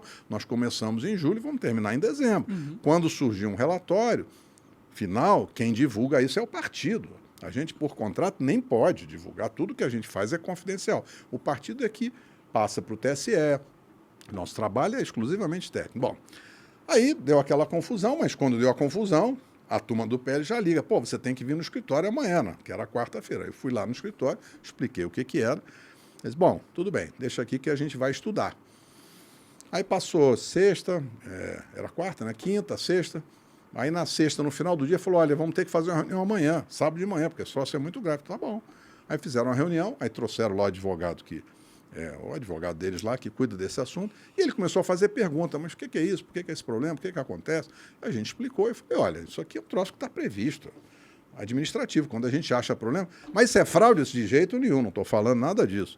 Estou dizendo que existe uma coisa que a gente chama isso em auditoria de desconformidade. Quer dizer, devia estar igualzinho o que está no documento. Está diferente, não está conforme, é só isso. Não quer dizer nada mais do que isso. Nada mais do que isso. Quer dizer assim, olha, tem uma coisa aqui que está em desacordo com aquilo que o TSE disse que devia ser. Mas é um mega desacordo, né? Mas tem outros. Sim, esse é um. Vou falar de mais 3. Legal. Bom, aí como é que faz? Eu disse, olha, está escrito aqui que depois da eleição você pode pedir uma verificação extraordinária. Aí o cara olhou e falou, não faz sentido. Então não é nenhum processo judicial. É um processo administrativo. Eu falei, mas eu não sei fazer isso. Isso aí é a área de vocês aí. Não, tudo bem. Aí fizeram lá o pedido administrativo, anexo o nosso relatório, e aí veio a primeira resposta. Por que vocês só pediram o segundo turno? Nós não pedimos nada, nós fizemos um trabalho técnico. Não, o advogado pediu. Bom, então fala aí com o advogado. Pô, mas é só segundo turno? Eu falei, não, claro que não. A urna começa a funcionar lá em setembro, passa no primeiro turno, faz o que tem que fazer, passa no segundo turno. Depois o advogado explicou por que ele pediu só segundo turno, e era uma razão logística, operacional, que é assim, disse que quando você faz um pedido desse na Justiça Eleitoral, um partido faz, eu não sabia, eu vi depois quando ele fez a coletiva, ele disse, olha, a gente tem que notificar todas as pessoas que podem ser influenciadas por esse nosso pedido. Nós só pedimos segundo turno, por quê? Porque aí eu falo com um candidato, com outro candidato, os partidos aí que são... Mais burocraticamente fácil de resolver se ele for fazer, ele explicou para mim assim, se eu for fazer no primeiro turno, são 30 mil candidatos, não vou conseguir avançar nunca. O TSE pode tomar uma decisão, e aí a decisão, claro, do tribunal, ele informa para todo mundo. Mas quem está pedindo, tem lá uma obrigação, lá, acho que é da parte operacional, que você tem que avisar todo mundo. É impossível. Então, a gente pede só isso aqui, porque a gente consegue avisar. Mas isso é definitivo? Não, isso aqui é só uma forma de entrar. Só para iniciar o processo. É só para iniciar. Aí o TSE respondeu dizendo, não, mas tem que falar do primeiro turno. Aí eles ligaram para a gente, não, tudo bem, a gente faz um adendo e explica que já está incluso aí. Sim. O primeiro turno, porque o log é uma coisa que aconteceu no segundo e no primeiro turno. Claro. Você já apontou o primeiro turno já. Sim, o log é o mesmo. Quer dizer, às vezes a urna de uma sessão é usada numa sessão no primeiro turno, às vezes ela é usada em outra sessão no segundo turno. Não, são poucas, mas acontece. Ou quebra, enfim, tem... O processo é complexo, né? Claro, 500 mil urnas, né? E é bem feitinho. No Brasil inteiro. Não, nós fazemos eleição, funciona. Sim. Funciona. Quer dizer, o que nós estamos fazendo é apenas uma oportunidade de avaliar e de sugerir melhorias. É só isso. Eu gosto do sistema, acho que a gente tem um bom sistema. Como qualquer tecnologia, dá para melhorar. Claro. Você não compra um telefone novo porque ele é mais bacana? Sim, certo. É igual, mesma coisa. Ó, aí veio aquela resposta difícil, mas aí, na segunda vez, veio uma resposta técnica, onde eles, então, pegaram os nossos relatórios dizendo, não concordo com isso que você falou está errado, não concordo com aquilo. Tá bom. Aí eles têm a opinião deles, a gente tem a nossa. É comum, você não senta no boteco, cada um pensa uma coisa, claro. Os caras acham dele. Então, aí o partido diz, bom, eles mandaram uma resposta dizendo que vocês só falaram bobagem. Eu falei, a gente não falou bobagem, a gente é do ramo. Então, vocês vão ter que responder de novo. Tá bom. Então, hoje a gente entregou o relatório com a nossa posição de todos os itens. Agora, você tem, de um lado, pessoas que, naturalmente, vão defender a sua posição técnica. Justo. Do nosso lado, nós estamos fazendo nosso trabalho de auditoria isento. Podemos pensar diferente? É normal. Mas qual é o argumento que eles dão para explicar que todas as urnas antigas têm o mesmo RG? Um argumento que eles... eu posso falar porque eles publicaram o relatório, senão não poderia falar, mas eles dizem assim, olha, você poderia usar o código de carga, que é um código que é gerado lá toda vez que carrega um software, para associar o arquivo de log a cada urna, porque vocês estão dizendo que não dá para associar. Eu disse, olha, talvez a gente tenha sido mal compreendido. Nós até concordamos com vocês que, de fato, o código de carga pode vincular aquele arquivo log àquela urna física. Então, como dá para fazer esse... Dá para associar o log, o arquivo. Ou seja, ele diz assim, poxa, mas vocês disseram que não dá para associar? Eu disse, não foi bem isso que a gente disse. Mas que bom que você está dizendo que o código de carga vincula, né, diretamente aquele arquivo de log com aquela urna física. Então, essa dúvida não existe, nós estamos de acordo com vocês. Existe uma urna, não tem o número de série, mas tem o código de carga. Então, esse log e essa urna estão associados. Beleza. O log continua errado. Que explicação eles deram para ter um log errado ali? Tipo, de onde surgiu esse número? Eles não explicaram. Entendi. Eles só... Não, isso não explicaram. Eles disseram, não, você está dizendo que esse número está errado e isso não é problema. Eu disse, claro que é problema. Para mim é muito simples. Vocês fazem um documento dizendo que o número deve ser feito desse jeito, e no log está de outro jeito. Isso para mim é um erro. Vocês disseram que é um problema. Não é... Claro. E agora estão dizendo que não é, né? Enfim, é natural. Sim. Vamos lá, é natural. É político, né? Natural não é. Se a gente estivesse num país sério, seria uma puta crise essa que a gente estaria... Não, o que eu digo é o seguinte, o que é que no mundo... Eu vou fazer uma brincadeira que eu sempre falo com os meus filhos, aprendi com a minha tia, né? Ser humano é composto 99% de emoção. 0 de razão, agora 1% de características desconhecidas que tornam o ser humano muito complexo. Por que o cara não diz, não, de fato, vocês pegaram um erro, vocês têm razão, vamos sentar junto e vamos conversar. Para mim, essa seria uma reação madura. Sim. Mas isso não aconteceu. Como não aconteceu, e é normal que pessoas pensem diferente, quando você faz auditoria e você tem uma visão diferente, então aqueles técnicos pensam de uma maneira e quem está auditando pensa de outra, o que a gente propôs? Cria uma comissão técnica independente. É como uma comissão de arbitragem, é muito comum isso no setor privado. Então você diz assim, vocês pensam de uma maneira, nós estamos trabalhando para o partido, claro, o partido tem interesses eleitorais aí, o nosso trabalho é técnico, mas vocês pensam do jeito A, a gente pensa do jeito B, e são maneiras diferentes de pensar. Como é que um juiz forma opinião para tomar uma decisão? Como é que os ministros ali vão tomar uma decisão jurídica sobre um tema tão técnico? Você normalmente chama um terceiro. Então, o que a gente disse? Vamos criar, vocês criam uma comissão técnica independente. É claro que os membros têm que conhecer o assunto, têm que ser especialistas e tal, e eles não podem nem estar ligados com o partido e nem estar ligados com a justiça eleitoral. Vocês têm que trazer aí professores universitários, especialistas, formam uma comissão, 5 caras, lá sei. Esses caras vão analisar os argumentos que nós apresentamos, os argumentos que vocês apresentaram, e vão emitir a opinião deles independente. Aí, quando isso acontecer, o tribunal vai tomar a decisão. Quem toma a decisão final é o tribunal. E aí o tribunal pode decidir qualquer coisa. Sim. Ele vai avaliar as opiniões. Mas o nosso trabalho é estritamente técnico. E aí, como eu comentei, tem outros indícios de mau funcionamento. Porque na hora que apareceu essas coisas na imprensa, até quando vazou, vários grupos que estão estudando esse assunto começaram a nos procurar, dizer, também achei isso, também achei aquilo. E eles, de fato, acham coisas interessantes, porque agora tem transparência, que foi o avanço do TSE, o log está publicado, qualquer pessoa vai lá, baixa o log.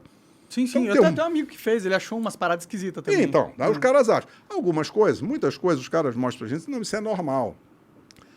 Bom, mas é estranho. É estranho. Mas por que tem dúvida? Porque não tem documento publicado. Se tivesse documentação detalhada, bem feitinha, por exemplo, nesse negócio do log, tem o documento. Então, não tem dúvida. Está errado. Não é minha opinião, é sua, está no seu documento. Sim. Eu só estou mostrando para você que o arquivo está diferente do que vocês disseram que tinha que ser.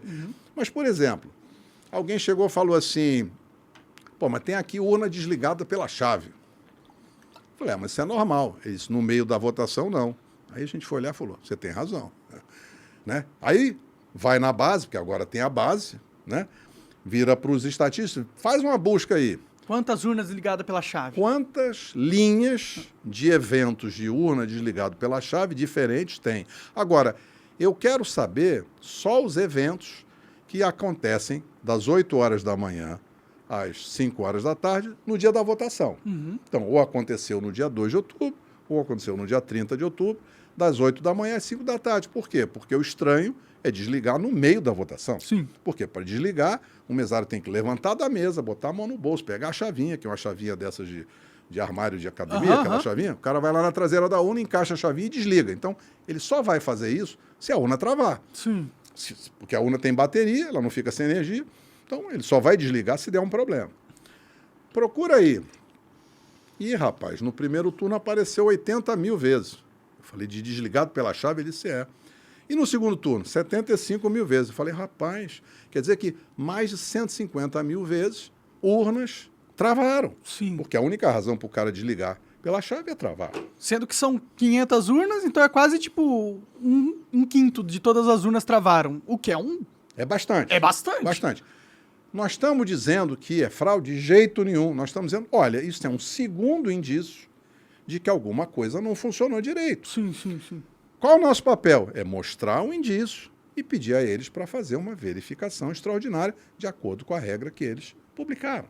Tão simples quanto isso. Bom, mas só desligou pela chave, só isso que aconteceu? Aconteceu uma outra coisa estranha. E já foi um outro cara. Porque as pessoas ficavam mandando para a gente, rede social. Tá todo mundo interessado Os caras mandam. Olha aqui, apareceu o nome de um eleitor. Eu falei, não pode. O nome do eleitor não pode aparecer. Não, mas apareceu. Aí tem um carinha que teve a paciência de sair buscando, ele também baixou, me manda uma planilha. Aí diz assim, olha aqui que interessante. Eu achei aqui 200 incidências em que pinta uma mensagem de erro, aí diz erro, não sei o quê, erro na exibição do texto, aí tem lá um nome, completinho. Roberto, não sei o quê, não sei o quê, não sei o quê. João, nome da pessoa. Falei, rapaz, mas tem o nome da pessoa. Tem a hora que o cara estava votando? Tem lá a hora, porque o primeiro campo é o carimbo da hora. Então aparece assim, 11 horas da manhã, 15 minutos, 33 segundos. Opa, erro, nome do cara. E aí a urna trava. Por que ela trava? Porque a mensagem seguinte é urna desligada pela chave. Então, tinha um evento desligado pela chave, que é um indício, e tinha um segundo evento, que é apresentar o nome em aberto, porque não pode. Isso Voto é secreto, né, em teoria. Então, tem dois tipos de sigilo de voto que são fundamentais. Um é o conteúdo. Se você votou no José, o candidato José, não pode aparecer que Monarque votou no José. Então, é o sigilo do conteúdo do seu voto, que é muito importante, é constitucional. Mas tem um outro sigilo que também é importante, que é Monarque votou na sessão tal, às 11h15 da manhã. Isso é a proteção do seu sigilo do ato de votar. Também não pode violar. Então, nós identificamos isso como um indício, dizendo, olha, encontramos lá umas 200 incidências de violação do sigilo do ato de votar, quando aparece o nome do eleitor, junto com a mensagem de erro, quando a urna travou. Pode crer. É só isso? Aí um outro cara falou, rapaz, mas tem um número aqui, deixa eu checar. E esse número é título do eleitor. Ah, então tem outras centenas, sei lá quantas, 600, tem lá uma quantidade, de mensagens de erro em que aparece o título do eleitor, que também é um dado pessoal. Ora, o que é isso? Isto é um indício de que houve mau funcionamento, porque se estivesse funcionando bem, não travava. Sim. 2, não exibia dados pessoais do eleitor. Então, esse é um terceiro indício, tá bom? E tem um quarto tema, que aí não é um indício, aí é uma posição técnica, e que não é nova, não é desse relatório. Eu tenho um artigo publicado já desde o ano passado.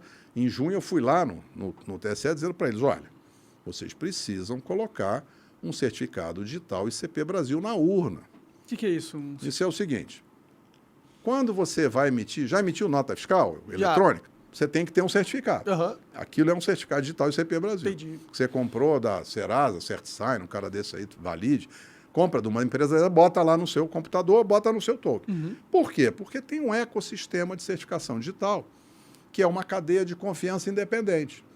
Que se você tiver o certificado que você comprou de um cara que é credenciado, você vai lá e gera o seu documento, a sua nota fiscal, você manda para mim, você garantiu que o conteúdo é verdadeiro, porque você cumpriu um troço que está na lei. Sim.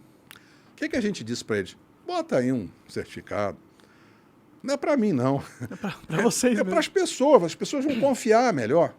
Eles não fizeram. Ora, como a gente precisa dar uma opinião técnica, e na nossa opinião isto é necessário, porque na nossa opinião é isso que diz a lei, e se você vai no site do IGOV, tem o ITI, está lá escrito, documentos eletrônicos precisam ter uma assinatura digital com certificado digital ICP Brasil, para que tenha a garantia, eles chamam de presunção legal de veracidade, a garantia que a lei diz que aquele conteúdo é verdadeiro quando ele for assinado, ou seja, dá para dizer que foi um conteúdo que foi gerado na empresa tal ou na sessão eleitoral tal.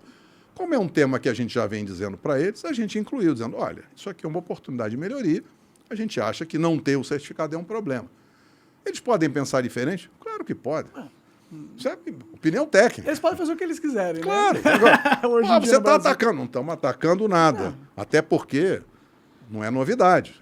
Nós tivemos lá no ano passado para dizer, olha, era importante vocês colocarem o certificado digital. Eles acham que não precisa, senão eles tinham colocado. Agora, eles fizeram um convênio com o ITI, o TSE fez lá em 2017, para construir uma autoridade certificadora e credenciar. Por que eles não foram até o fim? Não sei.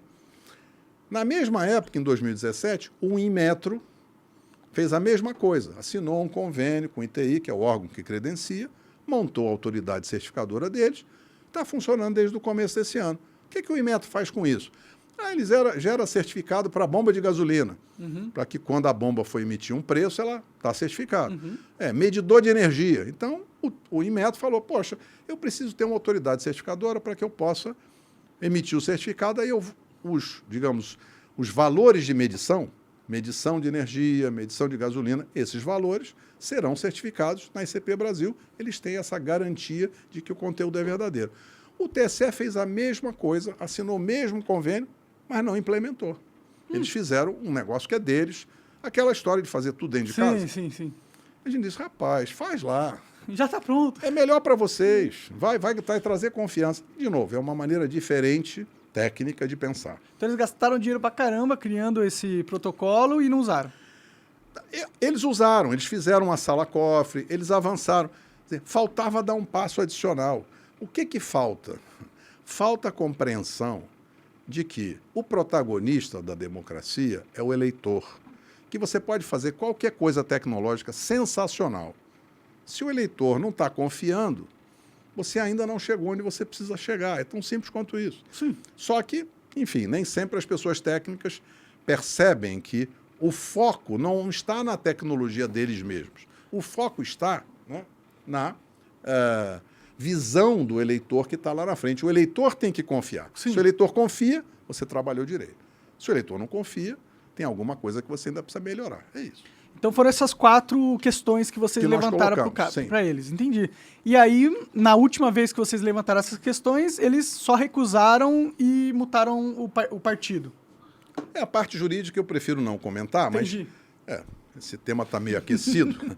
Eu prefiro ficar aqui na parte técnica. Mas na parte técnica, nós temos uma opinião, não é minha, nós temos uma equipe que é diretamente, que aparece o relatório, que são, nessa fase, são 3 engenheiros, mas nós temos umas 10 pessoas que nos ajudam, que são colegas especialistas. Um engenheiro advogado, engenheiro PhD em computação, engenheiro especialista em estatística. Nós temos vários colegas, porque a gente estudou junto, as pessoas se conhecem, um amigo do outro, todo mundo, que nem você teve interesse, Sim. As pessoas têm interesse. Eu estava vindo para cá, ligou um cara, quero juntar vocês aí, precisamos conversar, ou seja, as pessoas estão interessadas nesse assunto. Então a gente recebe muita ajuda. Então não é uma coisa individual, é uma coisa de um grupo de pessoas. Hoje tem uma comunidade... Acho que todo brasileiro Mas eu digo preocupado pessoas que com isso. contribuíram diretamente para sair um relatório de qualidade. Então, estou muito à vontade, assim, não é opinião individual minha. A gente está trabalhando com documentos públicos, documentos publicados pelo TSE. Não, para mim ficou muito claro. Informações que foi o TSE que divulgou, as instruções são aquelas que o TSE definiu que a gente devia seguir e a gente seguiu direitinho. Então, a gente só espera que esse assunto... Tem uma a bola resolução, baixe, a bola baixe para a camada técnica, não fica essa disputa lá na esfera política. Por quê? Porque esse é um assunto técnico, ele precisa ser tratado por pessoas técnicas. E como a gente concorda que seja natural que haja pensamentos diferentes do nosso, a gente já tem uma opinião. Eles têm todo o direito de pensar diferente, é natural. Traz um terceiro isento aqui. Pega esse terceiro aqui, desde que ele seja especialista no tema, forma lá um grupo, e esses caras vão opinar. Aí quando tiver 3 posições, a deles, a nossa, e um isento, aí quem tiver que tomar a decisão, que é o TSE, vai poder olhar para as 3 alternativas e, de maneira transparente, vai tomar a decisão. Sim. A decisão final é naturalmente do TSE. Sim, o que é um problema, né? Mas muito interessante essas paradas aí, entendeu? Só que conversando com você, eu fico triste, cara. Por quê? Porque você meio que esclareceu para mim aqui todo o processo de inconsistências que aconteceram na urna. Sim. Eles parecem, não tem como rebater você. Você falou, os caras determinaram que a coisa tinha que acontecer de um jeito. Sim. Você foi lá, olhou, aconteceu de um jeito diferente. Isso. Você pede para eles não concordam com você que aconteceu. Eles ignoram o fato, né? Não, eles pensam diferente. Isso é mas normal. ignoram o fato, pô. Não pensa. Da onde que eles tiram? Então, como que eles nem se dão o trabalho de explicar por que tem um número inválido? Não, eles explicaram. Algumas coisas eles explicaram, a gente concordou, outras a gente não concordou. O que eles explicaram? Eles disseram, por exemplo, que eles haviam entendido que a gente estava dizendo que o arquivo log... Aquilo que você falou, não dava para... Tá, não, eles disseram, não, tem aqui um código de carga, dá sim para associar o arquivo. Eles dizem, a gente concorda com vocês. Não dá para saber qual urna deu erro, se deu qual erro. Qual urna gerou aquele log. Portanto, quando o log está errado, dá para saber que aquela urna não funciona direito, porque eu consigo associar. Bom, essa seria a maior preocupação, assim, técnica, né? Se dá para fazer isso. Olha, na realidade, assim... Isso precisa ser compreendido pelas pessoas como algo natural, que é o que eu falei no comecinho. Tecnologia é algo imperfeito. O meu celular trava. O seu computador trava. Sim. Isto é normal. A urna trava. Isso é normal. Só que a urna é missão crítica. Então, por exemplo, a urna poderia ter um mecanismo que é muito comum em automação, que se chama watchdog. Né? Não é todo mundo que vai entender. Watchdog, para mim, é um jogo. Então, mas o que é um watchdog? É como se tivesse um cachorrinho prestando atenção. E aí você diz a ele, fica quietinho aí, não morde não, não morde não. Agora, quando você parar de falar para ele não morde não, ele vem e morde. Então, o watchdog é algo que você coloca no equipamento missão crítica e quando acontece um erro, quando o programa se perde ou o programa trava, ele não vai tomar aquela ação que é dar uma cutucada no cachorrinho e dizer, não vem para cá não. Ele vem, ele faz o quê? Ele dá um reset, ele recupera automaticamente. Imagina um foguete, um avião, que dá um erro. Você acha que não dá erro? Todo o sistema tem problema. Mas quando você parte da premissa que é normal, você toma as cautelas devidas. Quando você não toma as cautelas devidas, o equipamento trava. Então, o que acontece? Vai lá um mesário e desliga e liga. Isto não é a melhor maneira de fazer. Então, existe uma oportunidade de melhoria aqui. A gente que espera que seja percebido que o nosso trabalho é um trabalho de contribuição, de colaboração. Quem audita, constrói. Quem audita, constrói valor para quem é auditado. Ninguém está aqui para atacar. A gente tem um sistema importante, a Justiça Brasileira faz um trabalho importante. Agora, assim como está previsto na resolução que eles escreveram, quando existe um indício de problema, esse precisa ser enfrentado. Sim. Como? Tecnicamente, cria a comissão e vamos trabalhar, vamos fazer a verificação. E será que isso quer dizer que alguma decisão do TSE deve ser na direção A ou na direção B? Eles vão decidir. Quem decide são eles. Mas eles, para decidirem, eles precisam ter uma análise técnica. Eles não podem se furtar de decidir, né? Eles não podem na minha opinião... um problema desse e falar assim, foda-se, o Lula está eleito, foda-se. Se eles se furtarem de analisar, eles estarão contrariando a resolução que eles escreveram. A resolução prevê, após o pleito, você pode fazer uma verificação extraordinária quando houver fatos, indícios que mostrem. Existe alguma punição se eles não fizerem, se eles não seguirem o próprio protocolo? Isso eu não conheço. É jurídico, né? Eu também não quero, eu tô curioso, eu não sei como que vai desenrolar essa história toda. Eu acho que não é uma questão de punição. Eu acho que lá na camada jurídica, os juízes pensam, os advogados pensam, discutem, né? Tem às vezes a gente vê até, hoje em dia você tem a TV Justiça, então às vezes estão lá no Supremo, ou no próprio TSE, tem lá as decisões, você pode assistir, é até interessante. O advogado defende uma coisa, o procurador defende outra, eles discutem lá, depois eles tomam uma decisão. Nessa nossa área tem um evento interessante. 5 vezes o Congresso aprovou o comprovante impresso do voto como instrumento de auditoria. Por lei, assim? Lei. Isso não é... O pessoal fala, foi agora, o Bolsonaro... Não, isso vem lá de trás. Isso em 2001, acho que foi a primeira vez, onde se aprovou... Nossa, Bom, primeiro, comprovante impresso do voto nasceu com a urna. Aquilo que eu te falei. Não devia nem ter saído, né? Em 95, quando foi definido como é que deveria funcionar, a especificação de requisitos original dizia a urna tem que imprimir um comprovante para cada voto. Inclusive, a gente tinha que ficar calculando o tamanho do rolo de papel, quantas linhas precisava para cada voto. Pode crer, para caber na máquina. Para caber na máquina. Sim. Então, a máquina, um espaço importante é o rolo de papel, porque se tiver 600 eleitores, e às vezes tem até mais, né, numa urna, depois eles foram dividindo, mas na época acho que era 600 ou 800, não me lembro mais, mas era uma quantidade grande. Pô, tem que caber todos os comprovantes. Sim, sim. Porque... enfim. Você não vai imprimir, né? Como você vai imprimir? Vai faltar papel, por que imprime? Imprimia o comprovante, guardava numa caixinha. Para quê? Se houver algum questionamento ou se surgir algum indício de mau funcionamento, está previsto lá em 95. Como é que faz? Pega aquela caixinha onde estão os comprovantes e conta manualmente. E aí analisa se aquela quantidade de resultado de votos está igual à do eletrônico. Está batendo. Para você fazer uma auditoria. Diga. Desculpa. É que, pra galera, eu quero que vocês entendam o que ele tá falando. Esse cara aqui, ele literalmente participou do projeto. Ele foi responsável pelo projeto que construiu a urna. Isso. Então, não tem alguém que entenda mais de urna que alguém que fez a porcaria da urna. E ele está dizendo, tem que ter voto impresso. Ele está dizendo, já era previsto desde o começo. O fato de não ter voto impresso é porque o nosso Estado ignorou o que estava na lei, é isso? Isso é um pouquinho mais complicado. O que nós estamos dizendo é o seguinte, num sistema como esse, para que você, eu, qualquer pessoa confie e a gente não fique nessa discussão, essa tensão, é importante que exista um mecanismo para verificar o registro de cada voto. E tem que ter um outro mecanismo que é para verificar a contagem de cada voto. Quando a gente pergunta para os colegas lá da TI, do TSE, eles já tem tudo isso. Eu digo, mas a discussão não é se tem ou se não tem. O mecanismo para verificar cada voto e o mecanismo para contar cada voto precisa atender à expectativa do eleitor. Não é uma decisão tecnológica. Toma aqui uma planilha aqui que eu fiz aqui, conta aí. O eleitor não entende, mas ele entende pra caramba um voto impresso na urna sendo contado na frente dele. Então, é por isso que em vários países, hoje em dia, já é consenso. Você tem que ter um comprovante impresso. Que países são esses? A Alemanha, que voltou para o voto em papel. A Índia, que tem votação eletrônica, onde votam bilhões, centenas de bilhões de eleitores. Eles resolveram colocar uma impressora em cada urna eletrônica. Por quê?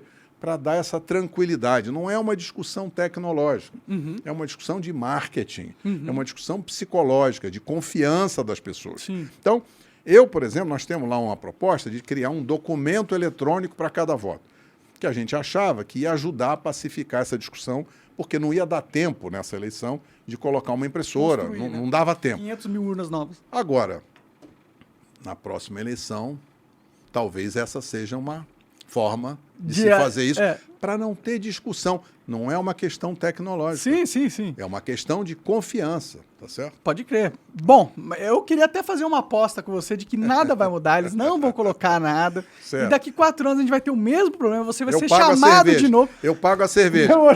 Você gosta de cerveja? Eu gosto. Então tá bom. Então, se não acontecer nada, eu pago a cerveja. Demorou. Se tiver uma melhoria, você paga a cerveja. Tá combinado aqui. Com o maior prazer. Eu quero pagar essa cerveja pra você. ser, inclusive. Legal. Bom, a gente tem perguntas da galera, eu acho que Opa, ela vai claro. ter curiosidade desse assunto. Sim, Vamos trazer eles aqui pro papo, então. Legal. Manda aí, Coca. Beleza, peraí. Ó, tem bastante 3 perguntas aqui. A primeira é do Guilherme Winter Jeremias. Ele falou o seguinte: gostaria de saber se aquela live do argentino tinha algo correto ou era 100% baseado em mentiras Tema e fatos polêmico. sem sentido. Mas já que eu não posso questionar isso, quero saber se é possível rodar o jogo Doom nas urnas. Essa é uma pergunta legal, olha.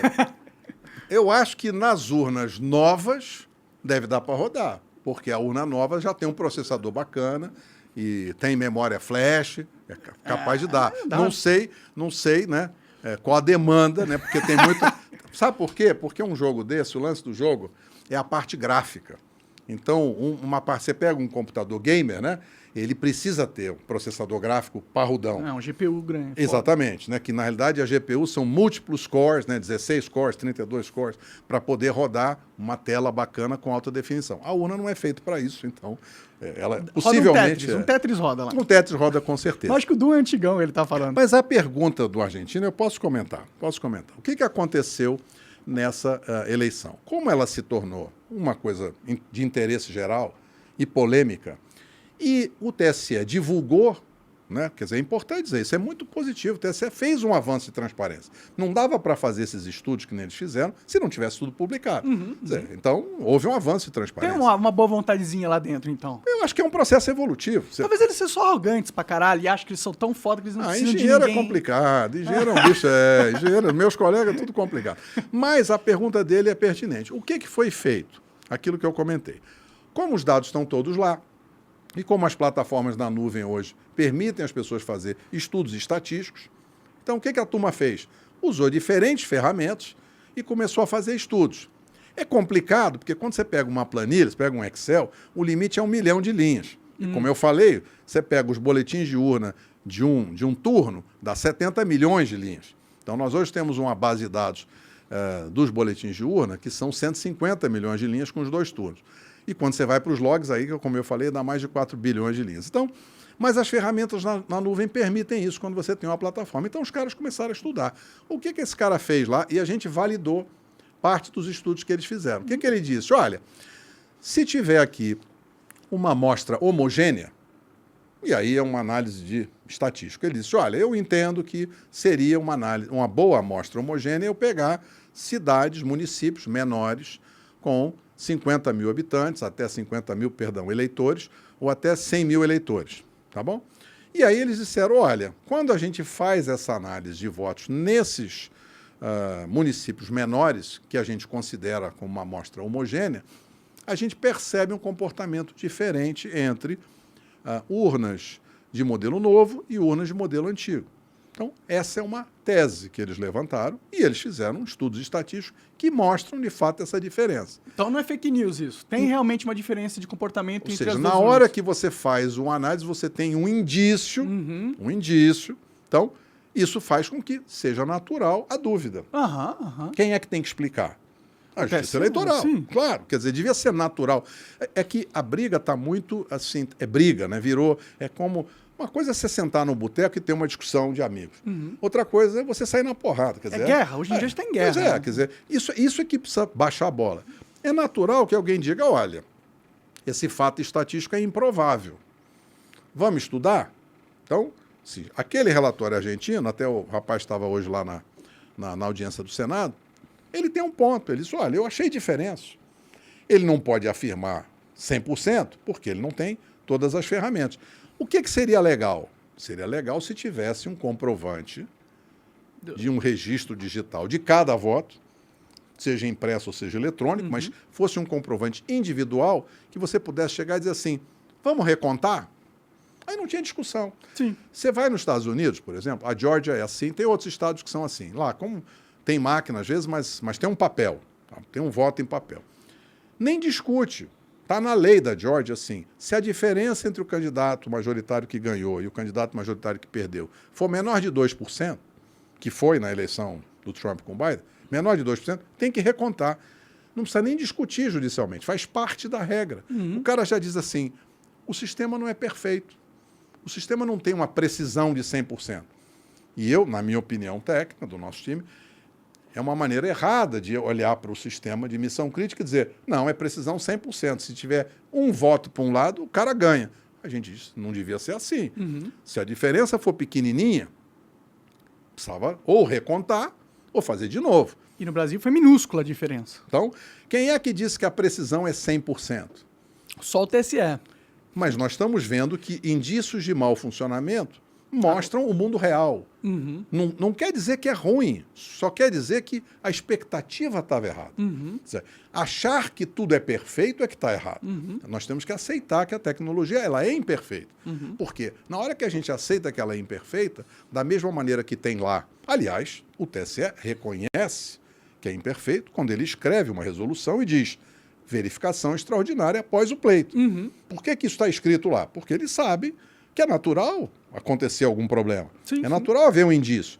Bom, mas esse indício é suficientemente grave para gerar uma mudança de decisão ou não? Esse é um indício natural e tem outros fatores. Isso precisa ser analisado. E é por isso que a própria resolução prevê isso. Pode crer. Consegui explicar? Espero que... Não, pra caralho. Essa audiência que você falou do Senado é interessante, né? É interessante, isso ter acontecido, né? Como que tava o clima lá? Cara, junto é uma galera, né? Das mais diversas origens. Tem as discussões políticas que são bastante intensas, porque o ambiente está tenso, né? As pessoas que defendem. E teve lá diferentes posições. Eu gostei muito da Bárbara, eu gosto da Bárbara, né? Sim. Acho ela uma figura muito interessante, tá? Uma mulher inteligente. Foi até do Te Atualizei lá. Sim. Eu adoro a Bárbara, mineirinha.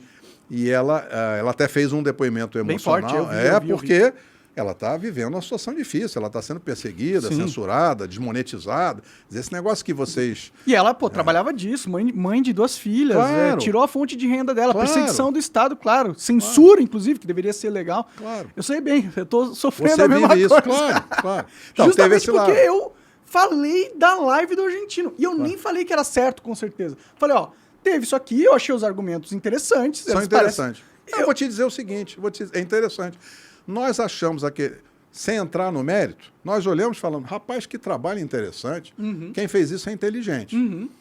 Não vamos entrar no mérito, vamos fazer juízo de valor. Vamos dar valor. O cara fez um estudo. Sim. O que será que a gente pode aproveitar disso? Aí foi daí que surgiu a ideia. A gente falou, interessante isso aqui. Vamos tentar replicar? Nós conseguimos replicar. Nós conseguimos replicar. Interessante isso. Agora... E deu as mesmas coisas. Deu na mesma direção. Alguns números até, ele publicou lá uns cálculos, teve cálculo que a gente achou na segunda casa decimal. Pode crer. Agora, a gente disse que os números estão corretos, a gente validou. E as conclusões? As conclusões é que parece, não é, tem fraude, a gente não diz isso, a gente diz, olha, há um indício importante. Estudo estatístico, ele indica, no mundo jurídico, né, você, a gente que faz, parecer técnico, no mundo jurídico, você olha para o estudo estatístico como um indício, ou seja, é algo que é forte, que é improvável, diz a gente devia aprofundar essa análise. Então, quando a gente viu aquele estudo, a gente foi aprofundar a análise e foi isso que nos motivou a usar a plataforma e buscar mais coisas. Mas o que de fato gerou interesse, esse é um fato importante. Não, eu achei muito interessante que vocês refizeram os cálculos e deu a mesma coisa até em casas decimais em algumas... Deu, mas a gente fez um negócio... É interessante, mas a gente fez um negócio seguinte, ele ali mostrou Nordeste. A gente olhou e falou, olha, vamos fazer Brasil inteiro, né? Porque fica mais isento. Então, a gente fez Brasil inteiro. E o que acontece? Existem estados em que tem uma interferência, ou há um indício de uma interferência do modelo de urna no percentual, favorável a um candidato. Existem estados que é o contrário, é favorável a outro candidato. Entendi. Ok? E aí a gente olha para isso e diz assim, qual é a conclusão? A conclusão é uma dúvida. Então a gente precisa sentar com os colegas do TSE e aprofundar essa análise para compreender o que está acontecendo. Existe um contra-argumento que é forte, que os caras do TSE falam e outros colegas falam, dizendo, olha, tem que tomar cuidado porque tem que ver como é que foi a distribuição logística das urnas. Então... Faz sentido. Faz Você pode sentido. ter um comportamento diferente se o modelo tem uma localização totalmente diferente, mas a localização deveria ser diferente por modelo, ou seja, cada modelo vai num lugar específico. Tem lugares que o modelo mais novo só não vão.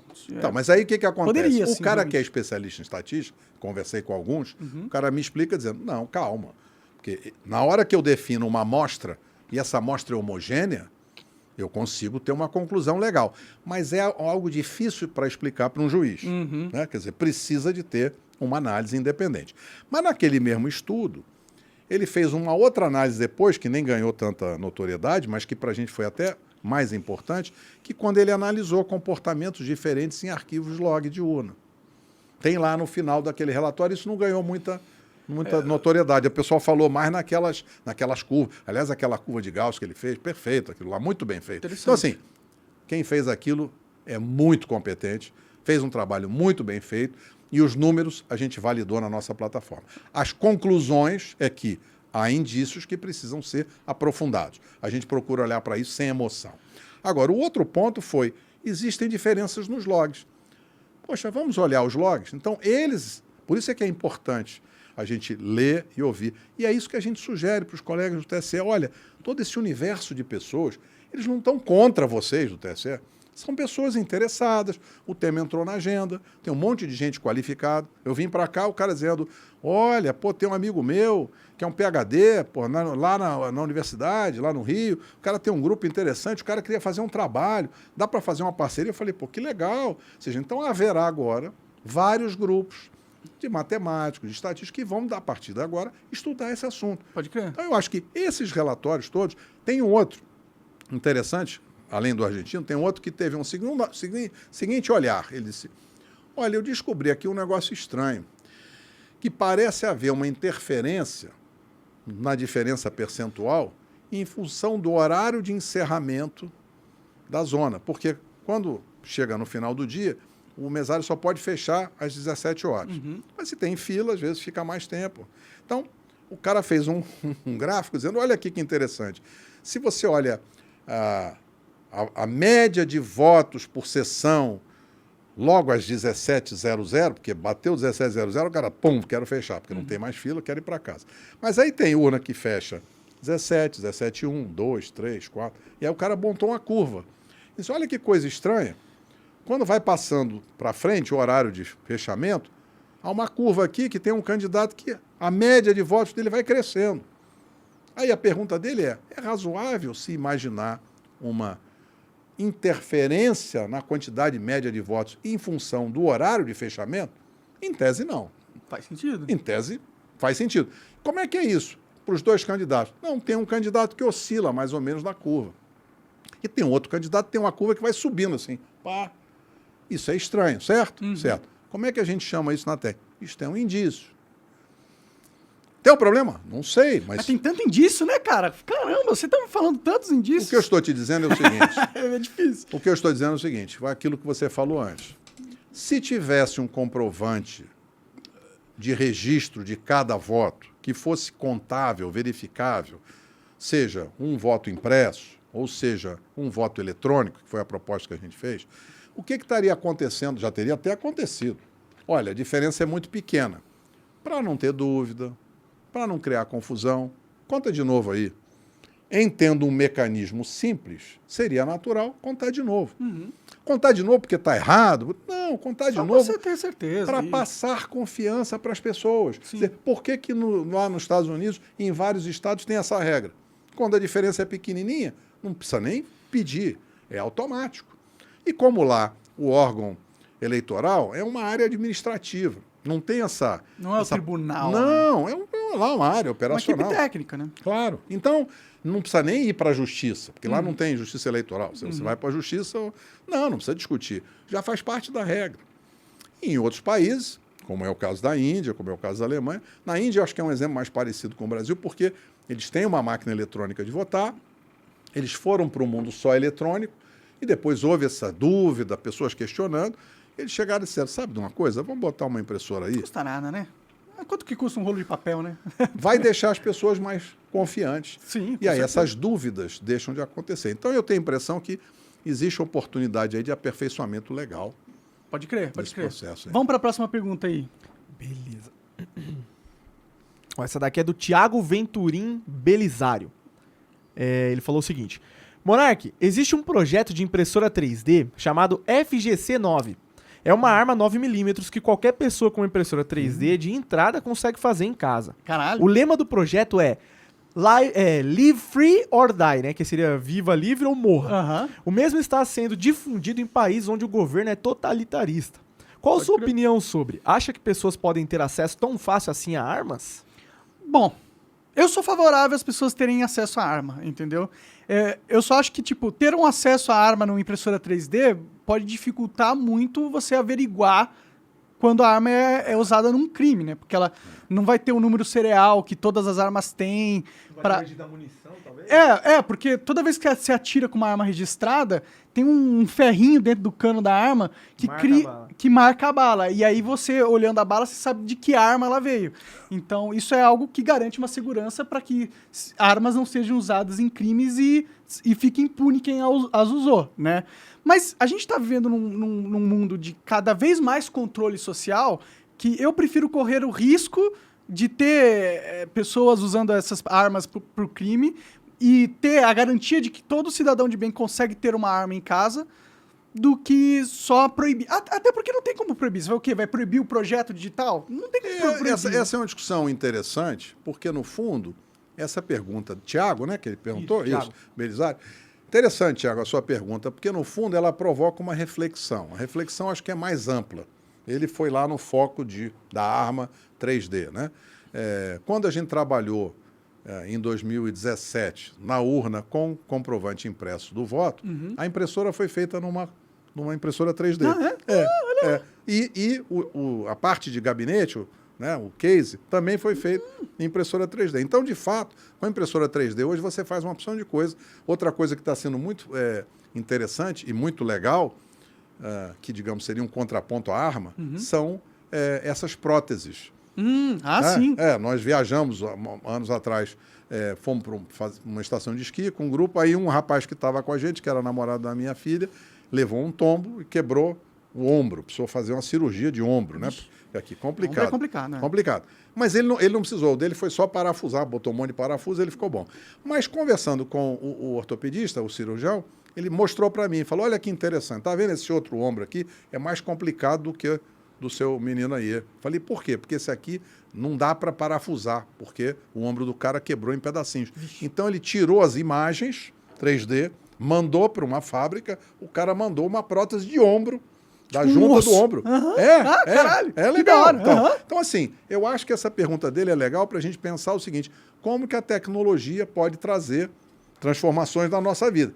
Claro que tem transformações que podem ajudar, outras são mais complicadas, porque aquilo que você falou, se não tiver controle da arma, quando o cara estiver cometendo um crime, como é que você vai investigar? Né? Então, que tem muito criminoso que só raspa o número serial dentro do cano também e foda-se, né? Mas aí você vai ter outras tecnologias. Você tem reconhecimento facial, você capta o cara. Hoje em dia, aí tem uma discussão, privacidade das pessoas ou proteção, né? Como é que você faz? Mas hoje em dia, você vai num aeroporto, você vai num shopping, você sabe quem é o cara. E dá pra você fazer com que cada impressora tenha uma forma de imprimir que ela deixe uma digital também na arma ali, da impressora, aí você vai, quem comprou a impressora. Tem várias formas. Assim. O debate da tecnologia é um debate rico, tem muita coisa aí. A única coisa que me dá vontade de viver é a tecnologia, cara. Eu adoro ver as novas inovações e como o mundo vai evoluindo e tal. Porque se fosse depender da política, não ia dar muita vontade de viver, não. Não, você quer ver? Eu tenho amigos que trabalham na análise de genoma, e aí o cara faz análise de tumor. Aí o cara pega um tumor, um câncer, o cara sequencia e diz, olha, o remédio específico para pegar esse tumor aqui. Já estava conversando com um rapaz, amigo de um amigo meu, ele está fazendo pesquisa e hoje já tem produto de nanotecnologia. Ele começou com um estudo de marcação de tumor. Depois ele evoluiu, porque ele estava lá, a área médica é muito difícil, política e tal, registrar na Anvisa. Ele falou, sabe, um amigo disse para ele, vem para o agro, pega essa sua nanotecnologia e coloca nas plantas. Ele está conseguindo melhoria de produtividade de 100% no trigo. Caralho, interessante isso Muito interessante. Aí ele me explicando, é sensacional. O cara diz, eu consigo ir lá, eu faço uns marcadores dentro da planta, pulverizo uns negócios, e aí eu desestresso a planta. Então a planta fica mais zen. Ela fica mais zen, ela cresce melhor. Aí ele mostra uns alfaces, uns negócios gigantes. É sensacional. E ele está cacau. E aí ele agora vai fazer nanopesticida. Então, e nanofertilizante. Então, em vez do camarada gastar esse montão e poluir, o cara vai gastar 20 vezes a menos. E mais específico e mais eficiente. Dirigido. Então, aquilo que ele estava pesquisando, esse cara é um pesquisador, Marcelo, pesquisador da UNB, e ele, doutorado e tal, estava olhando para marcar tumor, complicou, ele veio para marcar a planta, estava um sucesso danado, está indo para os Estados Unidos. Foda, né? Que o cara que podia salvar a vida de milhares de pessoas. Mas como é que ele vai salvar, né? Vai. Mais comida é salvar a vida de milhares de pessoas. Mas inclusive. é muito legal. Então, tecnologia vem trazendo transformações muito positivas. Por isso que eu digo, eu sou otimista. Você pode olhar para o copo meio vazio, eu prefiro olhar o copo meio cheio. Tá certo, é melhor, você vai ser mais feliz assim. É, exatamente. Manda a próxima aí pra nós. Ó, essa daqui é do Lavender. Ele falou o seguinte. É meio complicadinha, vou ler, é grande, mas aí acho que Vamos no em final frente. vai dar pra entender. É legal. Ó, gostaria de ouvir do Carlos Rocha se ele concorda que o TSE cometeu um erro teórico de estatística em sua resposta à auditoria do PL. Os técnicos do TSE afirmaram pelas urnas não serem distribuídas nas zonas eleitorais pelo país de maneira aleatória em relação ao modelo. Não é possível afirmar que o desvio das urnas antigas para o Lula significaria prova de indício de fraude nas urnas antigas. O problema é que isso não é verdadeiro. A distribuição, como o TSE chamou, por conveniência dos TREs locais, não invalida que a distribuição de 200 mil urnas antigas ainda assim segue a lei dos grandes números e o teorema do limite central. Dessa forma, não deveria haver nenhum desvio, a média de ambos modelos deveriam convergir. Caralho, é Rapaz, complexo olha, mesmo. Eu não... Como é que ele chama? Lavender. Lavender. Rapaz, primeiro, que pergunta legal. Eu vou frustrar você, eu não sou um estatístico, não é a minha área de especialidade. Eu coordeno o time e tenho os caras estatísticos, então eu não estou qualificado Inclusive, para se quiser me responder. indicar um puta estatístico, eu queria receber ele aqui. Pô, legal, legal. Tem o Éder, esse cara, ver se ele topa lá, porque o ambiente está meio Tá né? tenso, né? Eu, como sou... Tô na bagaça, vamos em frente. Mas a pergunta é importante. Eu acho que ele provoca uma reflexão bem legal, que é o seguinte. A vida dos colegas técnicos do TSE vai ficar mais complicada. Por quê? Porque não dá para você ser bom em tudo. Então, a minha sugestão para os colegas do TSE é o seguinte, em vez de resistir, em vez de ficar tentando explicar que o mundo inteiro está errado e só eles estão certos, talvez esteja chegando a hora deles fazerem uma reflexão e dizer, tem que ser como no judô. Eu me lembro, eu fui fazer judô porque eu apanhava, eu era pequenininho. Sofria bullying. Aí meu pai falou, não vai fazer judô, você tem que aprender a se defender. Aí no judô, a primeira coisa que o cara explica, falou, vou te ensinar a usar a força do adversário, né? Contra ele mesmo. Exatamente. Então, é uma coisa interessante. Eu acho que os colegas do TSE precisam fazer essa reflexão. No momento em que existe, né, Milhares de pessoas interessadas, apontando inconsistência. Olha que pergunta inteligente que o Lavender fez, que coisa interessante. Quer dizer, o cara... Orgulho de vocês que estão me assistindo aí, só pessoa inteligente. Muito legal, muito legal. Mas você tem gente qualificada. E aí, o que você tem que fazer com isso? Você tem que abraçar, tem que aproveitar. Imagina se, a partir de agora, o TSE não só tem lá os logs e os BUs e tal, mas ele já tem isso plugado numa plataforma de inteligência artificial e diz, moçada, venham estudar os resultados. E ele está dizendo, não, mas tem uma distribuição que é da conveniência do TRE. É verdade.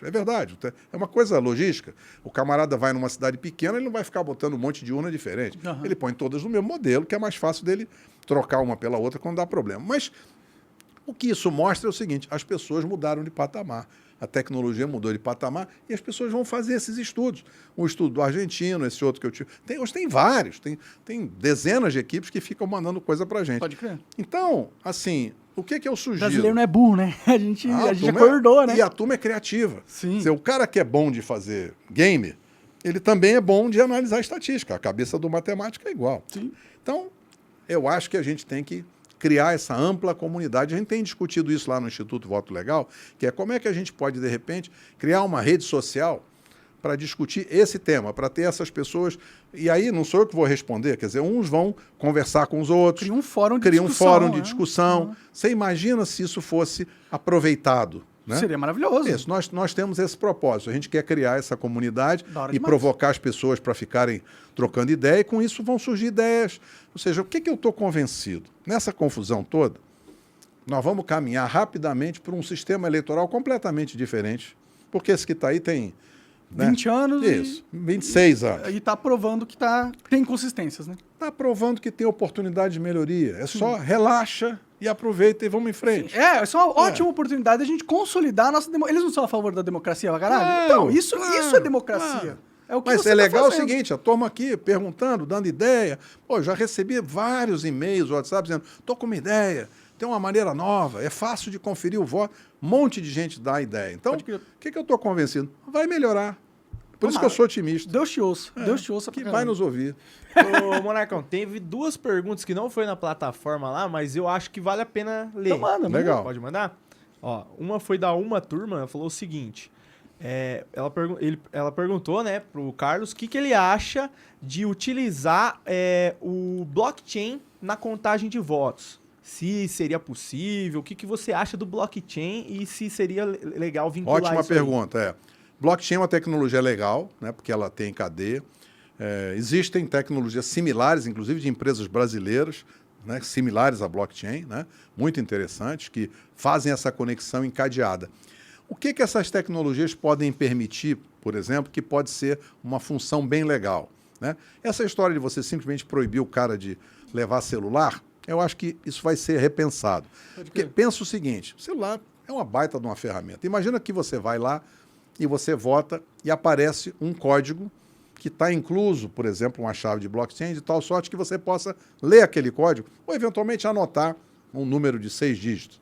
E aí você junta aquele número de 6 dígitos, chega em casa ou no celular, tem um aplicativo do próprio TSE ou independente, onde você digita a seção, zona e aquele número de 6 dígitos e o cara diz, o seu voto foi contado corretamente. Você não pode expor o voto por causa do sigilo, mas você pode dar uma informação importante do cara poder verificar de uma maneira técnica, usando, por exemplo, tecnologias como blockchain, para confirmar que aquele voto que você deu foi registrado corretamente e depois ele foi contado. Porque eu acho que esses dois instrumentos é que a gente precisa construir com mais transparência. É verificar o registro de cada voto, mas é cada eleitor. Isso que a gente está podendo fazer agora, que é um técnico, vai no site, baixa um log, baixa um BU, estuda, uma coisa de técnico. Sim. Imagina que a próxima geração vai ser um eleitor, vai no site e confirma que o voto dele foi registrado corretamente, sem violar o sigilo dele. Né? Então, foi registrado e que foi contado. Eu acho que esse é um problema legal para ser O cara resolvido. faz dinheiro com o blockchain, o Exatamente, voto, então exatamente. deveria aproveitar essa tecnologia. Se você poder correlacionar e dizer, sem violar, né, o anonimato do eleitor, sem violar o sigilo, você garantir que o voto dele foi de fato registrado e que depois foi contado. Pode crer. Eu acho que blockchain vai ajudar nisso. Da hora demais, espero que coloque. A ideia é legal. É a última que tem aqui. Essa daqui é meio técnica, mas eu acho que melhor que você para responder não vai Vou ter. tentar. Vamos lá, ó. Esse indivíduo mandou aqui o seguinte. Sim. Se a memória RAM da urna se danificar no transporte, por exemplo, Sim. e estiver havendo bit flip em alguma etapa da contagem ou embaralhamento dos dados, o sistema detectaria? Essa é uma pergunta ótima. Quer dizer, esse é um problema que existe, que é o problema exatamente de falha da memória lá no semicondutor. Né? E a pergunta dele é importante. Uma melhoria que a gente sugeriu, não faz parte desse trabalho aqui, é uma coisa que a gente publicou artigo lá atrás, que é o seguinte, existe uma tecnologia que é uma memória que você escreve uma vez e ela grava permanentemente e ela não pode ser mais alterada. Ou seja, a mesma função que a gente espera do papel. Né? Você imprime, não dá para mudar, depois você pode contar. Existe memória semicondutor, que chama WORM, que é Write Once, Read Many, que é feito para você escreve uma vez, ela não apaga mais e você pode ler várias vezes. E aí você pode escrever em mais de um lugar para você ter redundância. Então, eu acho que e a memória foi ficando muito barata hoje, o semicondutor, né, o celular, uma coisa que ficou muito barata. Então, eu acredito que pode ser um avanço interessante usar na urna eletrônica esse tipo de memória, que ela é permanente. Pode crer. Na hora que você escreveu o voto, não consegue apagar mais. Aí nem se danificar... Aí esse problema que ele levantou que numa memória que é mutável, esse problema pode acontecer. Agora, se você tiver Poderia uma memória... alterar o voto, né? Tá no transporte ali, bateu... aí modo... Existem inconsistências, Difícil, existem... Não, mas o ponto dele é... O que ele está dizendo para explicar para as outras pessoas? Ele está dizendo, se tiver uma falha técnica lá na memória, né, lá no chip, lá dentro da urna, isso pode gerar um problema? A resposta é claro que pode. Por quê? Porque tecnologia é imperfeita. Então, volta ao tema lá do começo. Hardware dá pau de hardware. Software dá pau de software. Pessoas cometem erros humanos e isto é normal, graças a Deus. Então, o que o projeto precisa fazer na sua evolução é considerar as imperfeições naturais da tecnologia. E minimizar as vulnerabilidades.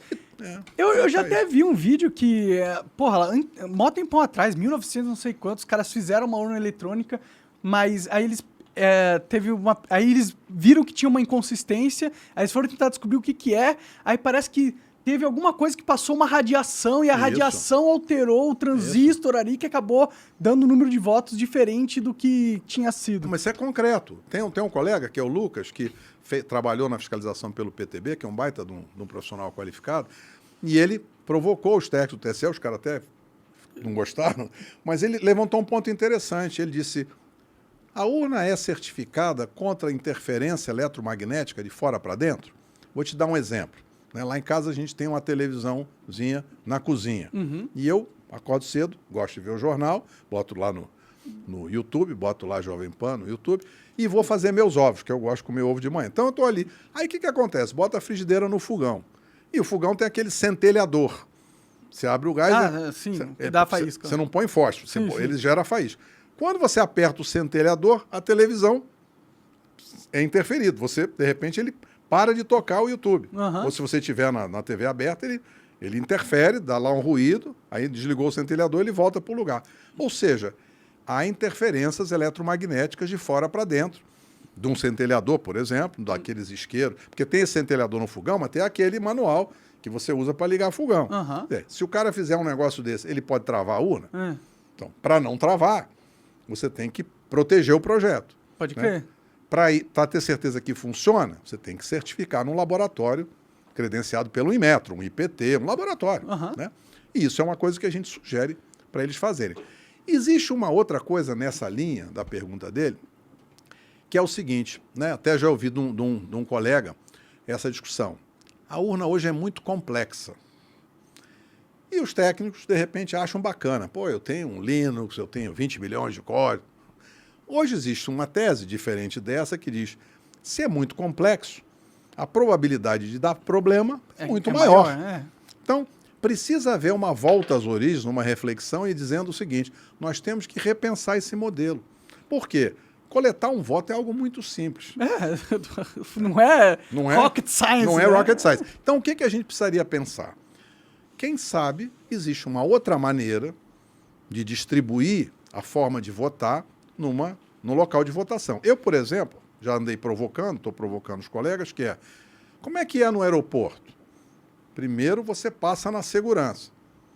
Aí a mocinha tem lá o leitor, lê o seu cartão de embarque, por exemplo, né? Não, tudo bem, você tem um cartão de embarque, você pode passar para a área segura. Então imagina que no local de votação fosse a mesma coisa. Você chegasse lá no local, tivesse um controle físico, aquela lá área é a área de voto, essa aqui é a área externa. Então você tem que passar por um controle. Que controle é esse? Vou pegar meu e-título e vou aqui me autenticar, vou fazer um reconhecimento facial no celular, interage lá com aquele computador ali, vai ter umas mesinhas, uma fila única, você chega lá, faz a sua identificação, beleza, você já está identificado. Passa para a área segura. Quando você chega lá no raio-x, você não vai identificar de novo. Você chega no raio-x, aqui em Congonhas, tem 20 máquinas de raio-x. Você só tem uma fila. Aquela fila, né, com aquela minhoquinha. Sim. Pô, você vai em qual? Você vai na máquina que estiver mais vazia. Sim. Se teve um cara ali que se atrapalhou com a mala, está tirando o notebook, começa a formar uma filinha, pô, você vai na outra que está vazia. Devia ser assim. Esse negócio de você ter uma sessão, e em cada sessão você tem uma fila, uma identificação e uma votação, o que acontece? Se naquela sessão, por alguma razão, tem mais atrasos, porque pessoas não conseguiram ler a biometria, porque pessoas talvez mais idosas demoraram mais, teoria das filas, você vai acumulando atraso, acumulando, a fila vai esticando, de repente ficou gente votando às 10 horas da noite. Pode crer. Não é razoável. Sim. O que você faz? Você tem que ter uma fila única. Porque se der problema na fila, os que vão indo, os caras não são obrigados a ficar na fila Você que não deu tem problema. um mesário só. Você vai ter, sei lá, você entra na sua sessão, só tem uma urna, você só pode identificar. Se você tiver 5 mesinhas, uma fila única, e travou aqui, vai na outra, vai na outra, vai na outra. O que acontece? A fila vai mais rápido, não vai ter esse negócio de fila até mais tarde, e aí acontece uma outra coisa que é muito legal, que é, na hora que você identificou, você passa para área segura. Em que urna você vai votar? Não é só uma da sua sessão, tem lá meia dúzia. Aí o que acontece? Você pode botar uma impressora contínua em cada uma, você não precisa cortar voto. Bota lá uma impressora contínua, papel contínuo, que isso é uma tecnologia que tem disponível. E aí, a aleatoriedade para garantir seu anonimato, seu sigilo, você escolhe em qual urna você quer votar. Um cara vai nessa, outro vai nessa. Ou seja, não dá para saber quem votou em qual, porque a identificação ficou lá atrás. É mais segurança para o anonimato do voto. E você coloca uma impressora mais barata, você não precisa cortar voto. Então, essa é uma provocação que a gente está aproveitando aqui, Claro. mas eu acho que essa discussão ela é uma discussão que vai acontecer. E o outro ponto, que é o ponto dessas discussões estatísticas, os diversos estudos, mostra o seguinte, esse negócio já aconteceu. A eleição daqui para frente vai ter inteligência de dados, vai ter plataformas de BI, Sim. todo mundo vai olhar isso, e aí as coisas não só elas vão acontecer, mas elas precisam estar comprovadas estatisticamente. Pode crer. O que é um negócio legal. Sim. Então isso vai trazer muito mais robustez, mais confiança. Transparência e tal. É. Não, da hora demais. Eu acho bem interessante tudo que você falou aí. Eu tô meio que sentando e aprendendo aqui sobre essas Mas você paradas. vê que dá para pensar um lado bom. Não, tem um lado soluções bom. tem, Quem sabe essas pessoas lá pensam e dizem, Esse é o problema. O problema é a parte humana da coisa. é uma oportunidade. Eu acho que há uma oportunidade de avanço, de reflexão. Eu penso o lado positivo, que Deus nos guia aí na direção certa. Amém. É. Carlos, muito obrigado, cara. Obrigado foi Bruno. excelente. Para mim foi Ah, uma que aula bom. incrível. Que você quer deixar algum Instagram, link, o link do Instituto pra galera aí? A gente hoje ainda não tem um site. A gente quer até... acho que vai ser legal com toda essa coisa. A gente tem um site que é voto.legal. Pode crer. Então esse é fácil de achar, tem lá um texto. Ali a gente pretende ter uma plataforma, comunidade, uma plataforma. Estou estudando algumas lá, baixando a poeira. A gente quer ver se segue nessa direção. Tem um canal no YouTube, né? Tem lá vários vídeos. Por exemplo, esse a gente fará referência ao seu podcast. Tem Qual que é lá. o nome do canal? É Voto Legal. Voto Legal também. youtube.com/Voto Legal. Da hora. No LinkedIn tem Carlos Rocha. No LinkedIn, também se procurar LinkedIn, /Carlos Rocha, vai me achar lá. Aí mas tem artigos e tem outras coisas, enfim. Então a gente procura divulgar. No Instagram é Rocha Samurai. Samurai. Rocha Samurai. Da hora. Porque é o seu sobrenome, Samurai, ou você... Não, é a você empresa. Eu gosto de Samurai. Eu lá atrás, aliás, recomendo, nessas épocas de reflexão, de pensar, os guerreiros, né? Tem um par de livros, é muito interessante, chama Miyamoto Musashi. Já É falei. a história do samurai mais famoso do Japão. E é muito bonita a história, e é uma reflexão interessante, porque o cara começa como guerreiro. Tem até anime disso aí. Depois ele vira um filósofo. Então ele vai para a camada do conhecimento. É muito bonito, eu já li umas 3 vezes. Eu acho que vale uma leitura, é bem interessante. Pode crer, vou dar uma olhada. Legal. Ele aparece até tem uma série que faz referência também, que é o Westworld. É verdade, que verdade. tem o Musashi lá. Tem o Musashi, é verdade. Já Da hora vi. demais. Fica a dica aí pra galera. Carlos, obrigado demais, foi Cara, excelente. Obrigado eu. Show de bola. É nóis. É nóis, tamo junto Espero que aí. eu te pague aquela cerveja no futuro. Então. Tá registrado aí. Demorou, hein? Em vídeo. É verdade. Então, obrigado aí todo mundo que Valeu, acompanhou. pessoal. Obrigadão aí. E até mais. Valeu.